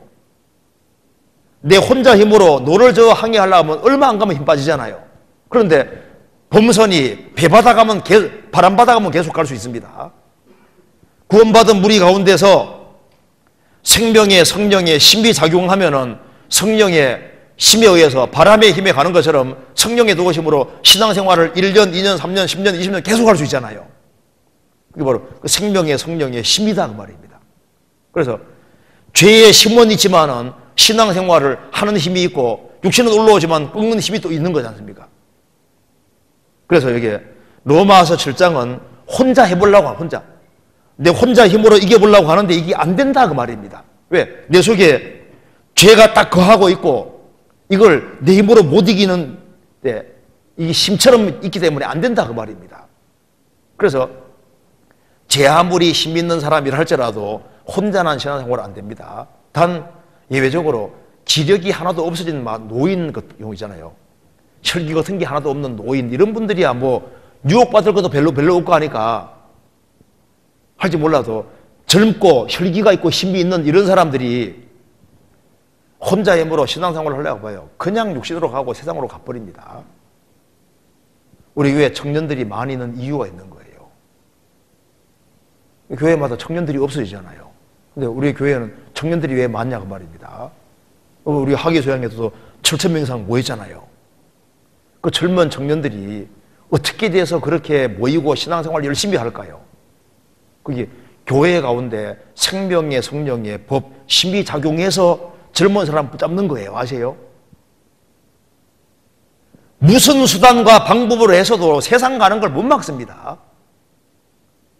그 생명의 성령의 힘이 있어야 되는데 그래서 주님을 머리로 받드는 무리 가운데 생명의 성령의 힘이 작용하는 것이 맞고 그래서 제가 가끔 이런 얘기 하지 않습니까? 교회 처음 올 때는 이제 철새가 날개치면 이렇게 가는데 이제 얼마 다니다 보면 어떻게 된다고요? 맹금류가 바람 받아가는 것처럼 이렇게 돼서 신앙생활 하는 게 신나고 자연스럽게 되게 돼 있잖아요. 그래서 세상에 유혹은 올라오지만 이길 힘이 또 있고 그래서 신앙생활 되게 돼 있는 거예요.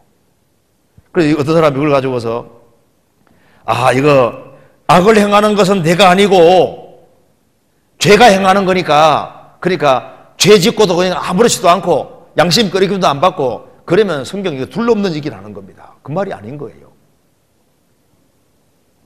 내 속, 내 안에 선한 것이 거하지 않고 내 혼자 힘으로는 이 죄가 힘처럼 있는데 이건 내가 혼자 힘으로 못 이기니까 어떻게 되느냐. 그러니까 그리스도 안에 예수 안에 들어가서 모임에 연결돼서 신앙생활을 해야 된다. 그래서 이제 우리가 항상 가르치는 것이 주님 피 다음에 뭘 가르칩니까? 교회를 알아야 된다. 교회를 알고 교제를 알고 무리가 연결되어서 서로 성령이 그 무리 가운데 역사하시니까 그 연결되어서 공급받으면은 자연스럽게 신앙생활 될 수 있다는 걸 말하고 있는 거예요. 이거 가지고서 죄를 합리화하면 안 됩니다. 그 다음 질문 봅시다. 누가복음 4장 보시겠습니다. 4장. 이것도 참 좋은 질문입니다. 누가복음 4장 5절입니다.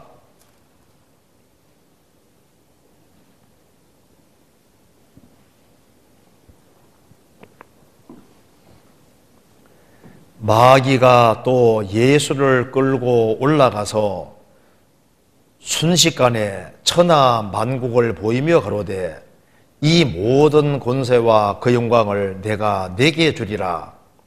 이것은 내게 넘겨준 것이므로 나의 원하는 자에게 주노라. 그러므로 내가 만일 내게 절하면 다 내 것이 되리라. 여기에 이 질문에서 사단이 모든 권세와 영광을 다 소유하고 있다고 말하는데 그 말은 아담이 다 넘겨주었다는 의미인지요?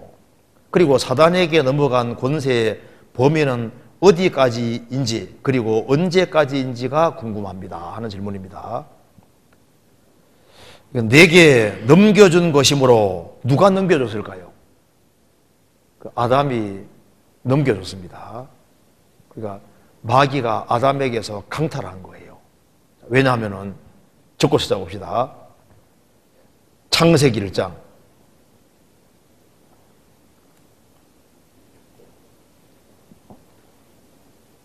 1장 28절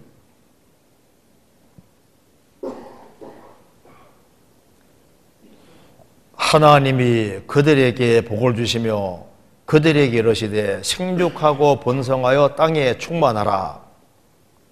땅을 정복하라. 바다의 고기와 공중의 새와 땅에 움직이는 모든 생물을 다스리라 하시니라. 최초 아담은 지구의 왕이었습니다. 그래서 이 지구상에 있는 모든 것을 지배하고 다스리라는 명령을 부여받았으니까 다스리다, 왕적인 지혜가 있었다고 말입니다. 그런데 아담이 마귀 게임에 빠져서 범죄함으로 아담은 종으로 탈락하게 되고 그 주도권을 마귀가 잡게 됐습니다. 그래서 이제 누가복음 4장에서 이 모든 것은 내게 넘겨준 것이므로 아담이 넘겨준 겁니다. 그러므로 나의 원하는 자에게 주노라. 그래서 강탈했다는 의미에서 이제 마귀는 아담에게서 권리도 없는 마귀가 아담에게 강탈했습니다. 강탈이라는 의미에서 세상 임금이 되어 있는 겁니다. 그래서 예수님께서 일단 넘겨준 것은 사실이기 때문에 예수님께서도 마귀가 가르쳐서 뭐라 했습니까? 세상 임금이라고 분명히 말을 했습니다. 마귀가 세상 임금인 거예요. 보이지 않는 임금이 예수님 오시기 전까지 보이지 않는 임금 역할을 한 게 누굽니까? 마귀인 거예요, 마귀. 성경에서 봅시다. 요한복음 14장.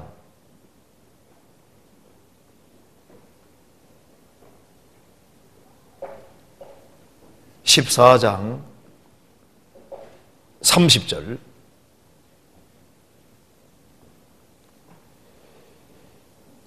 이후에는 내가 너희와 말을 많이 하지 아니하리니 이 세상 임금이 오겠음이니라. 그러나 저는 내게 관계할 것이 없으니. 참 무서운 말이 나와 있죠. 예수님 말씀하시기를 이 세상 임금이 오겠음이니라. 자, 마귀가 가르쳐서 뭐라 했습니까? 이 세상 임금이라고 했습니다. 마귀가 예수님 오시기 전에 임금으로 딱 군림했던 거예요. 이 세상 임금으로. 요한복음 12장 보시겠습니다. 12장 31절 같이 한번 읽어보겠습니다.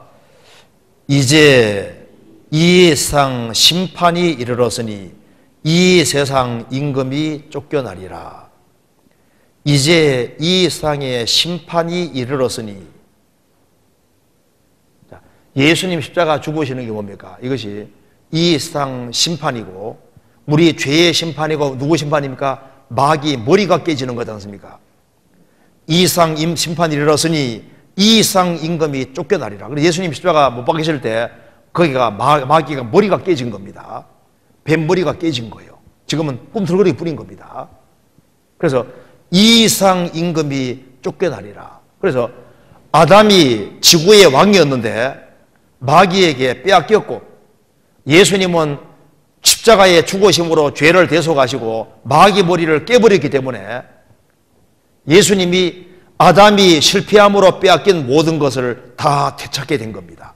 그런데 아직까지 마귀는 이제 머리 깨진 뱀에 불과하지만 아직까지 예수님 재림할 때까지는 역사를 하기 때문에 아직까지 이 세상 신으로 지금 임금으로 활동하고 있는 거예요. 그래서 예수님이 마귀를 가리켜서 이 세상 임금이고 또 바울 사도는 이 세상 신이라고 얘기했던 겁니다. 성경 고린도후서 4장 봅시다.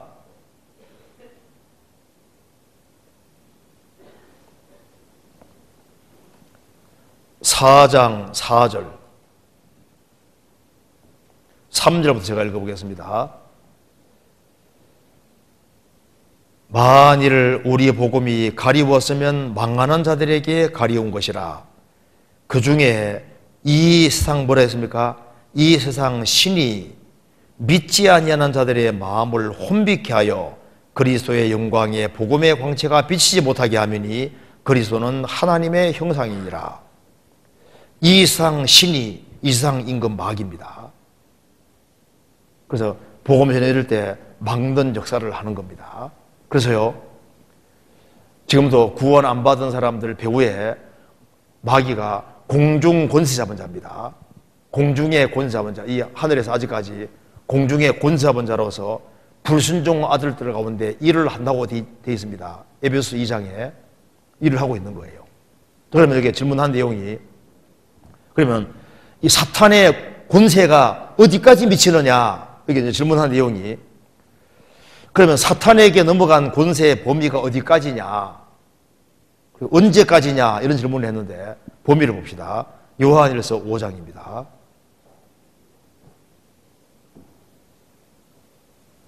(5장 19절)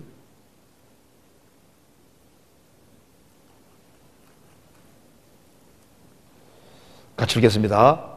또 아는 것은, 요한일서 5장 19절 같이 읽읍시다. 또 아는 것은 우리는 하나님께 속하고 온 세상은 악한 자 안에 처한 것이며,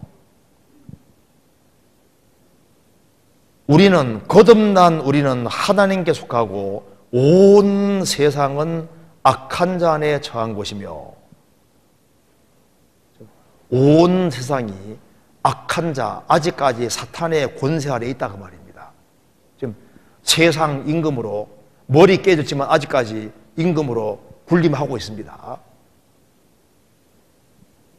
예수님이 하나님 나라 가져오셔서 길을 내려뒀는데 아직까지 거기에 붙잡혀 있는 사람들이 많이 있는 거예요. 요한일서 4장 4절입니다. 자녀들아, 너희는 하나님께 속하였고 또 저희를 이겼나니 이는 너희 안에 계시니가 세상에 있는 이보다 크심이라. 세상에 있는 이가 누굽니까? 마귀입니다. 마귀. 주님은 마귀보다 크죠. 그래서 지금 온 세상이 악한 자 안에 처해 있는데 예수님이 거기에 하나님 나라를 가지고 들어오신 겁니다. 들어오셔서 복음을 딱 받아들일 때 하나님 나라 안에 들어오게 되는 거예요. 복음 받아들일 때. 그래서 복음 받아들인 사람은 우리는 하나님께 속하고 온 세상은 악한 자 안에 처한 것이며, 사도행전 26장 봅시다. 사도행전 26장 17절.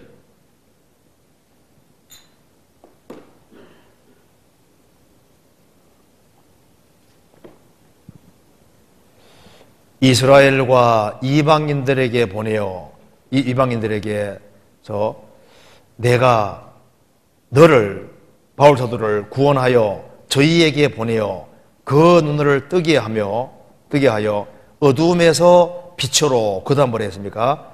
사단의 권세에서 하나님께로 돌아가게 하고 죄의 사함과 나를 믿어 거룩게 된 무리 가운데서 기업을 얻게 하리라 하더이다. 구원받을 때 사탄의 권세에서 하나님께로 돌아온 겁니다. 흑암의 권세에서 하나님의 사랑의 아들의 나라로 들어오게 된 겁니다. 한 군데 더 봅시다. 누가복음 11장입니다. 그래서 예수님이 오시기 전에는 이랬습니다. 11장 20절.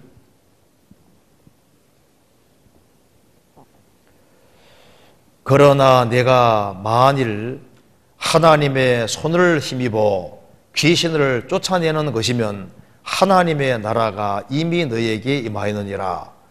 강한 자가 무장을 하고 자기 집을 지킬 때에는 그 소유가 안전하되 더 강한 자가 와서 저를 이길 때에는 저의 믿던 무장을 빼앗고 저의 재물을 나누느니라. 재물을 4번 밑에 뭐라 했습니까? 노량물이라고 그러죠. 지금 보세요.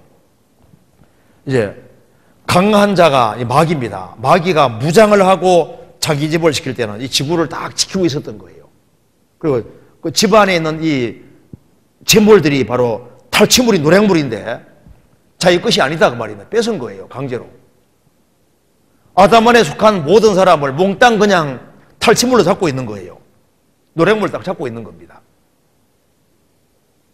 그래서 온 세상은 악한 자 안에 처해 있는데 더 강한 자가 와서 저를 이겼습니다. 예수님 오셔서 마귀 머리를 깨버렸고 저의 믿던 무장을 빼앗고 주님이 무장 해제 시켜놓은 거예요.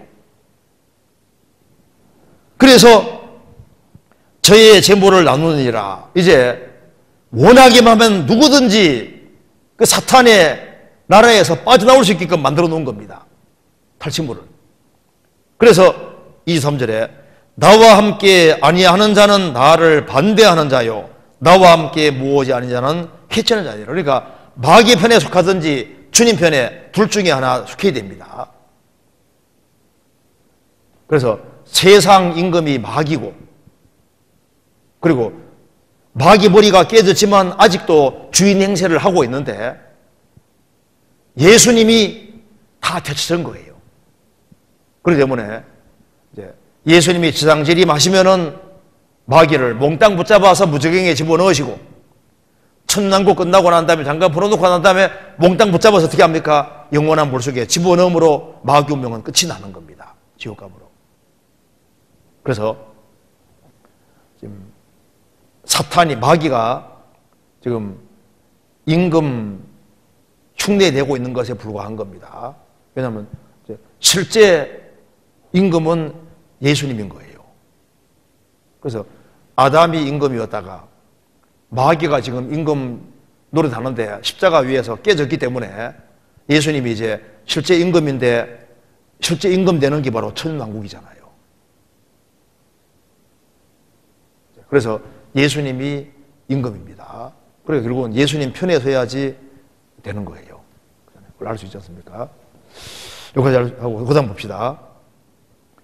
에스겔 39장 질문입니다. 한번 제가 읽어보겠습니다. 에스겔 39장 제가 표가 읽어보겠습니다. 에스겔 39장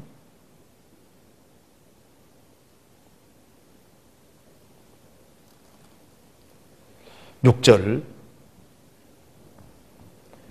내가 또 불을 마곡과 및 섬에 평안히 거하는 자에게 내리리니 그들이 나를 여호와인 줄 알리라.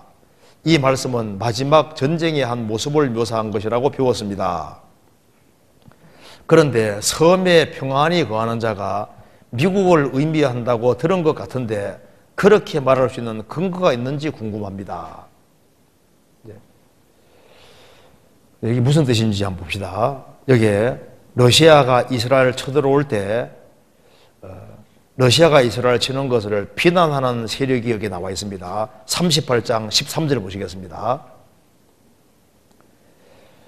스바와 드단과 다시스의 상고와 그 부자들이 내게 이르기를 내가 탈취하러 왔느냐? 내가 내 무리를 모아 노략하고자 하느냐? 은금을 빼앗으며 짐승과 재물을 취하하며 물건을 크게 약탈하고자 하느냐? 하리라 하셨다라.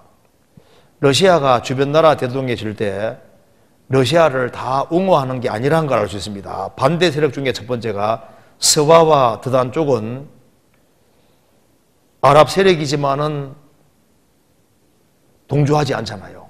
여기에 스바와 드단 쪽이 요르단 쪽이라고 합니다.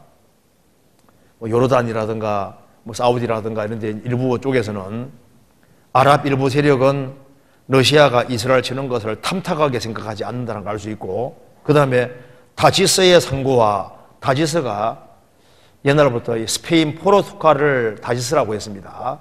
그러니까 스페인과 포르투갈 이쪽에, 유럽 이쪽에서도 이제 러시아가 이스라엘 치는 것을 안 좋아한다고 말입니다. 그리고 그 다음에 그 부자들이라 했는데 일본 밑에 히브리 말로 젊은 사자라 그랬죠. 그러니까 스바와 드단, 아랍 일부 세력하고 다지스의 상고, 그러니까 유럽 남쪽에 있는 스페인, 포르투갈 이쪽도 반대하고, 그 부자들이 반대한다. 그 부자들이 히브리 말로 젊은 사자라고 되어 있는데 이게 어디겠느냐? 여기가 원래 영국의 문장, 기본 문장이 사자거든요. 그래서 젊은 사자라고 되어 있는데 이것이 영국, 그러니까 이제 여기에 다지스 이쪽이 이제 유럽 남쪽이니까 다지스 상고와 그 부자들이라고 그랬으니까 이 남쪽에 있는 유럽하고 북쪽에 있는 유럽, 그러니까 여기가 영국이라든가, 영국에서 미국과 넘어간 것이 미국이니까 영국이나 미국 이쪽에를 얘기하지 않았을까? 물론 상상하는 겁니다. 생각하는 겁니다. 정답은 아닌 거예요. 근데 이제 처음에는 말로 이렇게 대항했는데 나중에는 전쟁에 개입된다는 걸 알 수 있습니다. 39장 6절에 내가 또 불을 마곡 땅에 보내고 섬에 평안히 거하는 자에게 내린다 했는데 이 섬이 히브리어로는 하이임인데 하이는 섬이고 그리고 이게 원래 임자가 들어가면 임이 들어가면 이게 항상 복수입니다. 그러니까 하이임 섬들이라는데 섬들이라는 뜻도 있고 하이임은 섬들도 되고 연안 코스트랜드 연안 거주자들도 됩니다. 그러니까 이게 마곡과 및 섬들의 평안이 거하는 자에게 내릴 것이다. 그 섬들이라고도 번역될 수 있고 해안선이 있는 해변, 해안으로 되어 있는 그 거주자들, 해안으로 되어 있는 곳에 평안이 거하는 거주자들에게 내릴 것이다. 여기가 어디겠냐? 섬에 평안이 거하는 자,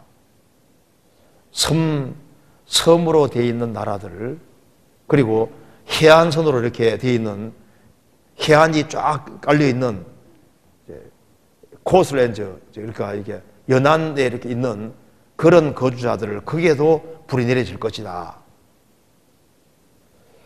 여기가 어디겠느냐?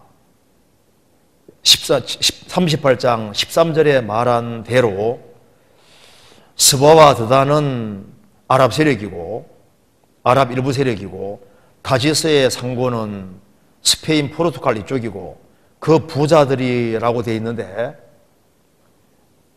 다지스의 상고와 그 부자들이 말로만 비난하겠느냐? 나중에 전쟁이 심각하게 되면 전쟁에 참여할 것이 아니냐? 그러니까 이게 섬의 평안을 가지고 내릴 텐데 여기가 어디냐? 정확히는 알 수 없어요. 그래서 섬의 평안이 가는 자가 영국이나 미국 같은 것이 될 가능성도 있다. 이렇게 얘기를 하는 거고 미국이다 이렇게 단정적으로 말하면 안 됩니다. 그리고 또 한 가지는 여기 섬이라는 말 자체가 성경에서 뭘 가르치냐 하면요. 또 한 가지는 이방 세력을 보통 섬이라고 하는 거예요. 성경에서 나옵시다. 이사야 41장 봐봐요. 41장 1절입니다. 41장 1절에 섬들아 내 앞에서 잠잠하라 민족들아 힘을 새롭게 하라. 섬들아 민족들아 보통 여러 이방 세력을 말할 때 섬들아 이렇게 표현을 합니다. 그리고 더 정확히 봅시다. 42장 이사야 42장 1절을 보세요. 1절에 보시면은 내가 붙드는 나의 종 내 마음에 기뻐하는 나의 택한 사람을 보라. 내가 나의 신을 그에게 주었은즉 그가 이방에 공의를 베풀리라. 3절에 상한 갈대를 꺾지 아니하며 꺼져가는 등불을 끄지 아니하기를 진리로 공의를 베풀 것이며 그는 쇠하지 아니하며 낙담하지 아니하고 세상에 공의를 세우기를 섬들이 그 교훈을 앙망하리라. 섬들이라 그랬죠? 신작이 해석한 거 봅시다. 이거 잠깐 적어서 봅시다. 마태복음 12장 18절 보라 나의 택한 종 곧 내 마음에 기뻐하는 바 나의 사랑하는 자로다. 20절 상한 갈대를 꺾지 아니하며 꺼져가는 심지를 끄지 아니하기를 심판하여 이길 때까지 하리니 또한 이방들이 그 이름을 바라리라. 함을 이루려 하심이니라. 이게 이방들이라 했는데 이사야 42장에서는 섬들이 그 교훈을 앙망하리라. 마태복음 12장에서는 이방들이 그 이름을 바라리라. 그러니까 이 섬들이 보통 뭘 말하냐면은 이방 세력을 말하는 거예요.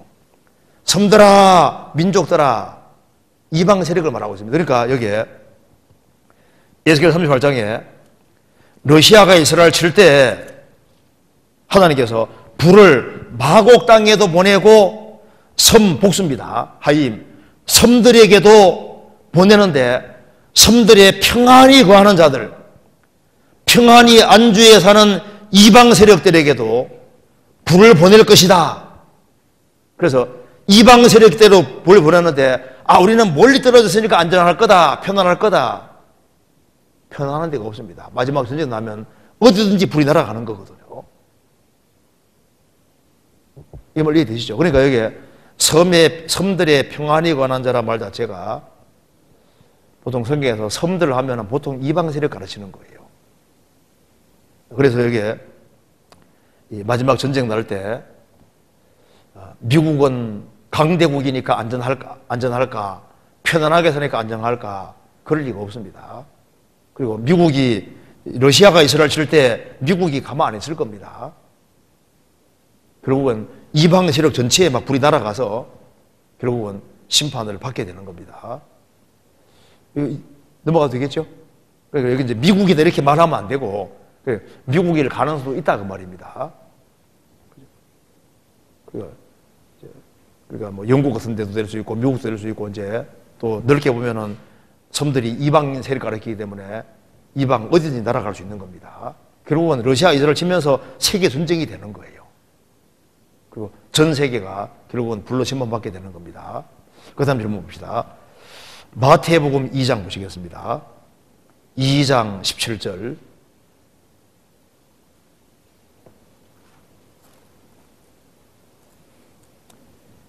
17절.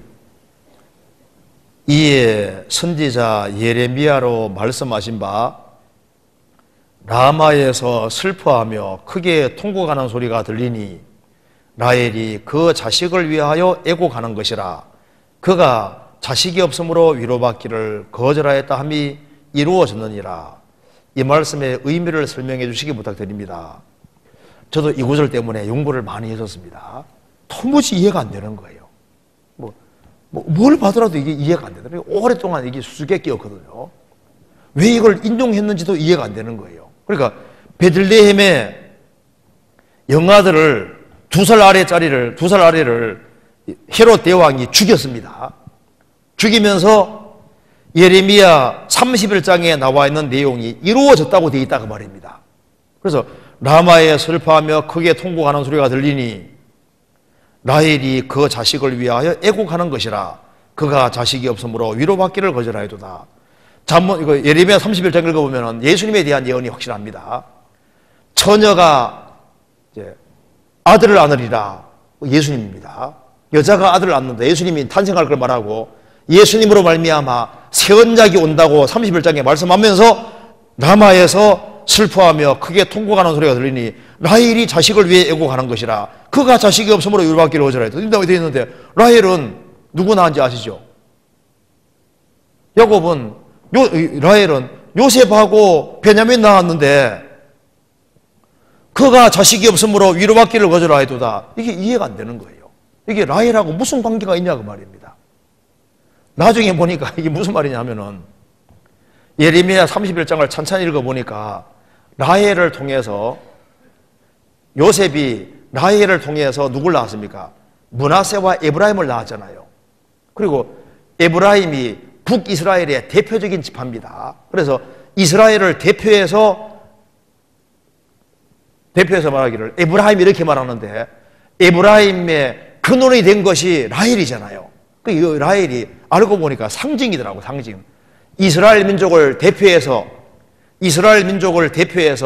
라헬로 표현을 했고 이 베들레헴에 영아들이 많이 죽으니까 이스라엘 민족이 슬퍼하는 것을 설명하기 위해서 이 이스라엘의 대표가 바로 에브라임 지파인데 에브라임 지파의 근원되는 여자가 어머니가 바로 라헬이니까 영아들이 죽는 것을 이스라엘의 어머니들이 그렇게 슬퍼하는 것을 이스라엘의 모체가 되는 이스라엘의 대표적인 지파의 모체가 되는 라헬을 예를 들어서 라헬을 상징화시켜서 이스라엘의 어머니들이 슬퍼하는 것을 라헬이 그 근원되는 분이니까 라헬이 슬퍼하는 것으로 상징적으로 묘사하고 있는 거다 그 말입니다. 이해되세요? 나중에 보니 그게 맞더라고. 그래서 여기에 라헬이 자식이 없으므로 이게 이해가 안 되는 거예요. 나중에 보니까 예레미야 31장을 자세히 읽어보니까 에브라임, 이스라엘 대표하는 지파 에브라임, 그래서 이스라엘 민족이 자식이 베들레헴 학살로 죽는 것을 슬퍼하는 것을 말하면서 에브라임을 낳은 라헬을 상징으로 들어서 이렇게 슬퍼하는 것으로 표현을 딱 해놨다 그 말입니다. 이해되세요? 바로 그 내용입니다. 그 다음에 여기 이제 질문이 있는데 욥기 3장 찾아봅시다. 간단하게 건드릴 수 있을 것 같습니다. 욥기 3장 봅시다. 3장 13절.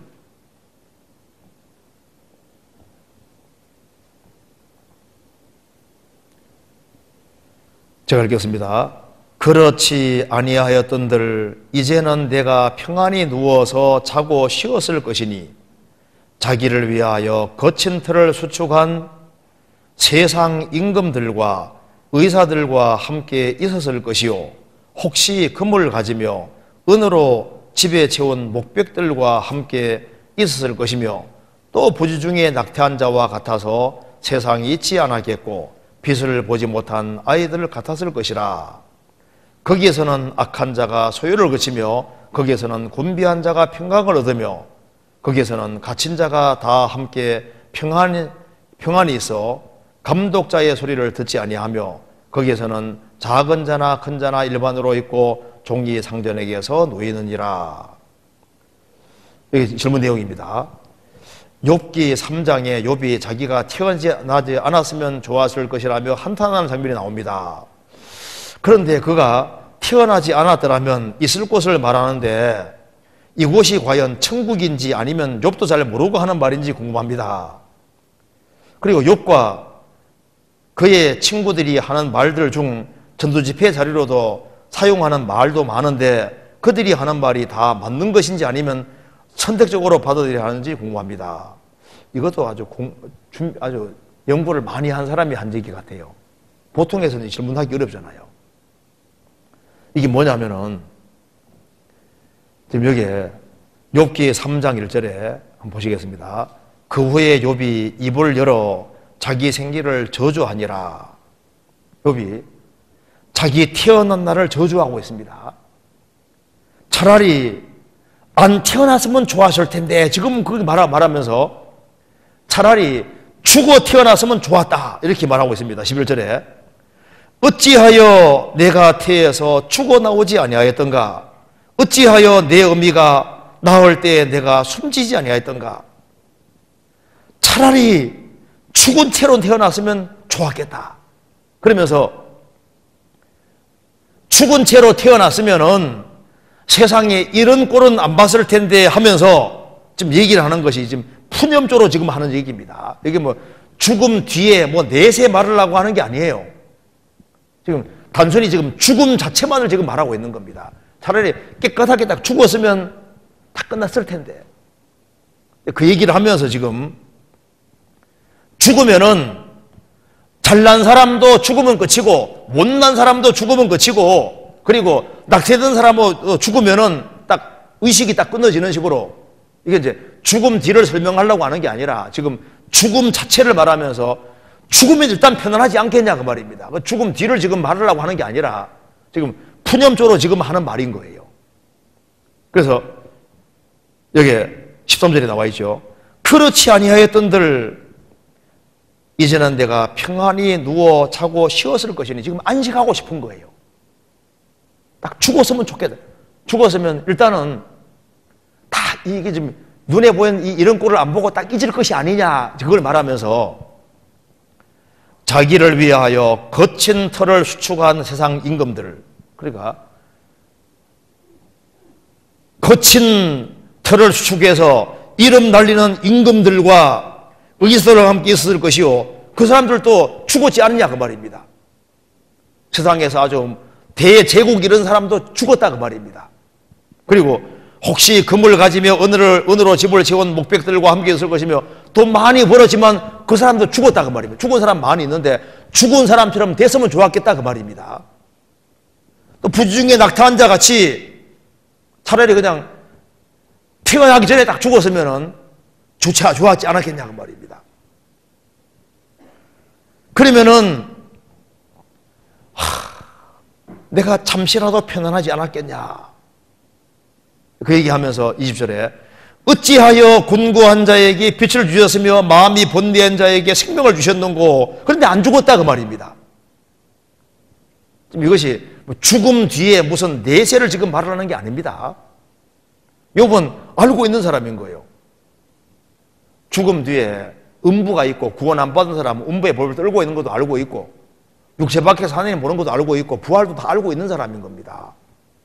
지금 이건 푸념조로 지금 하는 말인 거예요. 그리고 욥의 세 친구들을 또 맞는 얘기를 다 했습니다. 욥에게 안 맞는 말인 거예요.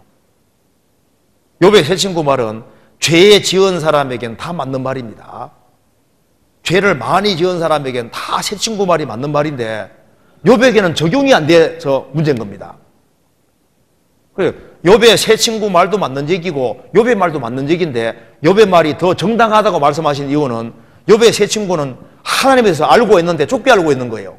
하나님은 죄 지은 사람만 벌 내린다고 생각하는데 욥은 경험하고 보니까 죄 안 지어도 고난이 올 수 있다는 걸 깨달은 겁니다. 그런데 욥의 세 친구 말도 맞는 말이기 때문에 성경으로 인용이 되고 있습니다. 성경 한번 찾아봅시다.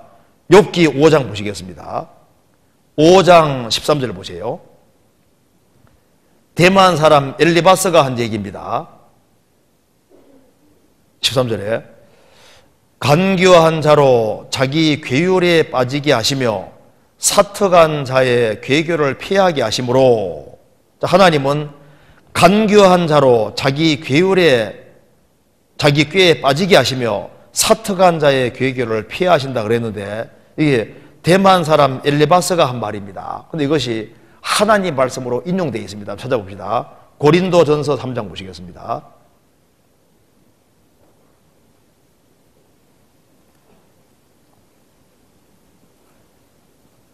고린도전서 3장 19절입니다. 이 세상 지혜는 하나님께 미련한 것이니 기록된 바 지혜 있는 자들로 하여금 자기 괴율에 빠지게 하시니라 하였고 또 주께서 지혜 있는 자들의 생각을 헛것으로 하신다 하셨느니라. 지혜 있는 자들로 하여금 자기 괴율에 빠지게 하시니라 하였고 욥기 5장 13절을 인용한 겁니다. 그러니까 대만 사람 엘리바스가 한 말을 하나님 말씀으로 인용하고 있잖아요. 그러니까 우리가 전도집회 때 이제 욥기에 나와 있는 걸 인용하는데 다 맞는 말인 거예요. 적용할 때 욥의 세 친구는 그 말을 잘못 적용해서 문제인 겁니다. 그러니까 죄를 심하게 지어서 벌받는 사람에게는 욥 세 친구 말이 다 맞는 얘기를 하고 있는 거예요. 그죠? 그래서 모든 성경은 하나님의 감동으로 되어 있습니다.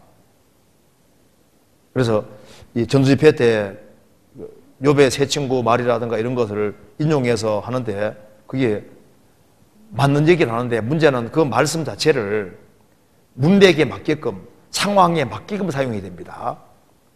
이제 어떤 구원받은 사람이 병들었다 해봅시다. 이제 죄 지어서 병든 경우도 있잖아요. 그러니까 이제 자매님 이런 심한 병이 걸렸는데 분명히 무슨 죄를 지었으니까 얘기해보라고. 나 죄 지어서 걸린 게 아닌데 죄 지었으니 걸렸다고. 근데 죄 지어서 걸린 사람에게 말이 맞지만은 죄 안 지어도 병 걸릴 수 있잖아요. 그러니까 이제 적용시킬 때 적용시키는 게 문제인 거예요. 그렇잖아요. 이제 성경 말씀 속에도 구원을 안 받은 사람에게 해당되는 말도 있고 구원받은 해당되는 말도 있지 않습니까? 그런데 모든 것을 구원받은 사람에게 적용시키는 것도 안 맞습니다. 그러니까 말씀이 상황에 맞게끔 사용을 해야 되는데 욥의 세 친구는 하나님 말씀을 사용하되 그걸 잘못 적용시켰기 때문에 주님이 옳지 않다고 하신 거예요. 근데 내용은 맞는 얘기인데 죄 지은 사람에게 맞는 내용인데 욥에게는 케이스가 안 맞는 케이스인 거예요. 그래서 이게 문제가 됐던 겁니다. 세 친구 말 보면요, 정말 죄로 말을 하고 있는 겁니다. 하나님이 그들에게 많은 걸 깨닫게 해주셨는데 욥보다는 못한 거예요. 왜? 시각이 좁은 겁니다. 근데 욥과 세 친구보다 더 시각이 뛰어난 사람이 엘리후지 않습니까? 엘리후는 젊은 사람이지만은 세 친구보다도 욥보다도 훨씬 더 훌륭한 어떤 지혜 같은 걸 가지고 있습니다. 더 나은 시각을 가지고 있는 거예요. 그래서 엘리후는 성경에 책망한 게 없지 않습니까? 제대로 적용했기 때문입니다. 그리고 여기에 질문이 또 하나 있는데 여기까지 하고 다음에 또 이렇게 하도록 하겠습니다. 오늘은 보니까 질문 나오는데 누가 공부를 했는지 공부를 많이 한 질문들을 지금 하고 있습니다. 그렇죠? 같이 기도하시겠습니다. 자비로우신 우리 아버지 하나님 감사합니다. 저희들을 주의 보배로운 피로 구원해 주시고 주의 크신 은혜와 사랑 가운데 살게 해주시는 것을 감사합니다. 주님의 크신 은혜와 사랑을, 이 사랑을 알지 못하는 불쌍한 영혼들에게 담대히 전할 수 있도록 도와주시고 또 다음 주간에 있는 전도집회에 함께 해주시고 구원받을 만한 사람들을 많이 연결시켜 주셔서 주님께 찬송에 돌아가도록 역사해 주옵소서. 주 예수 그리스도 이름으로 기도하옵나이다. 아멘.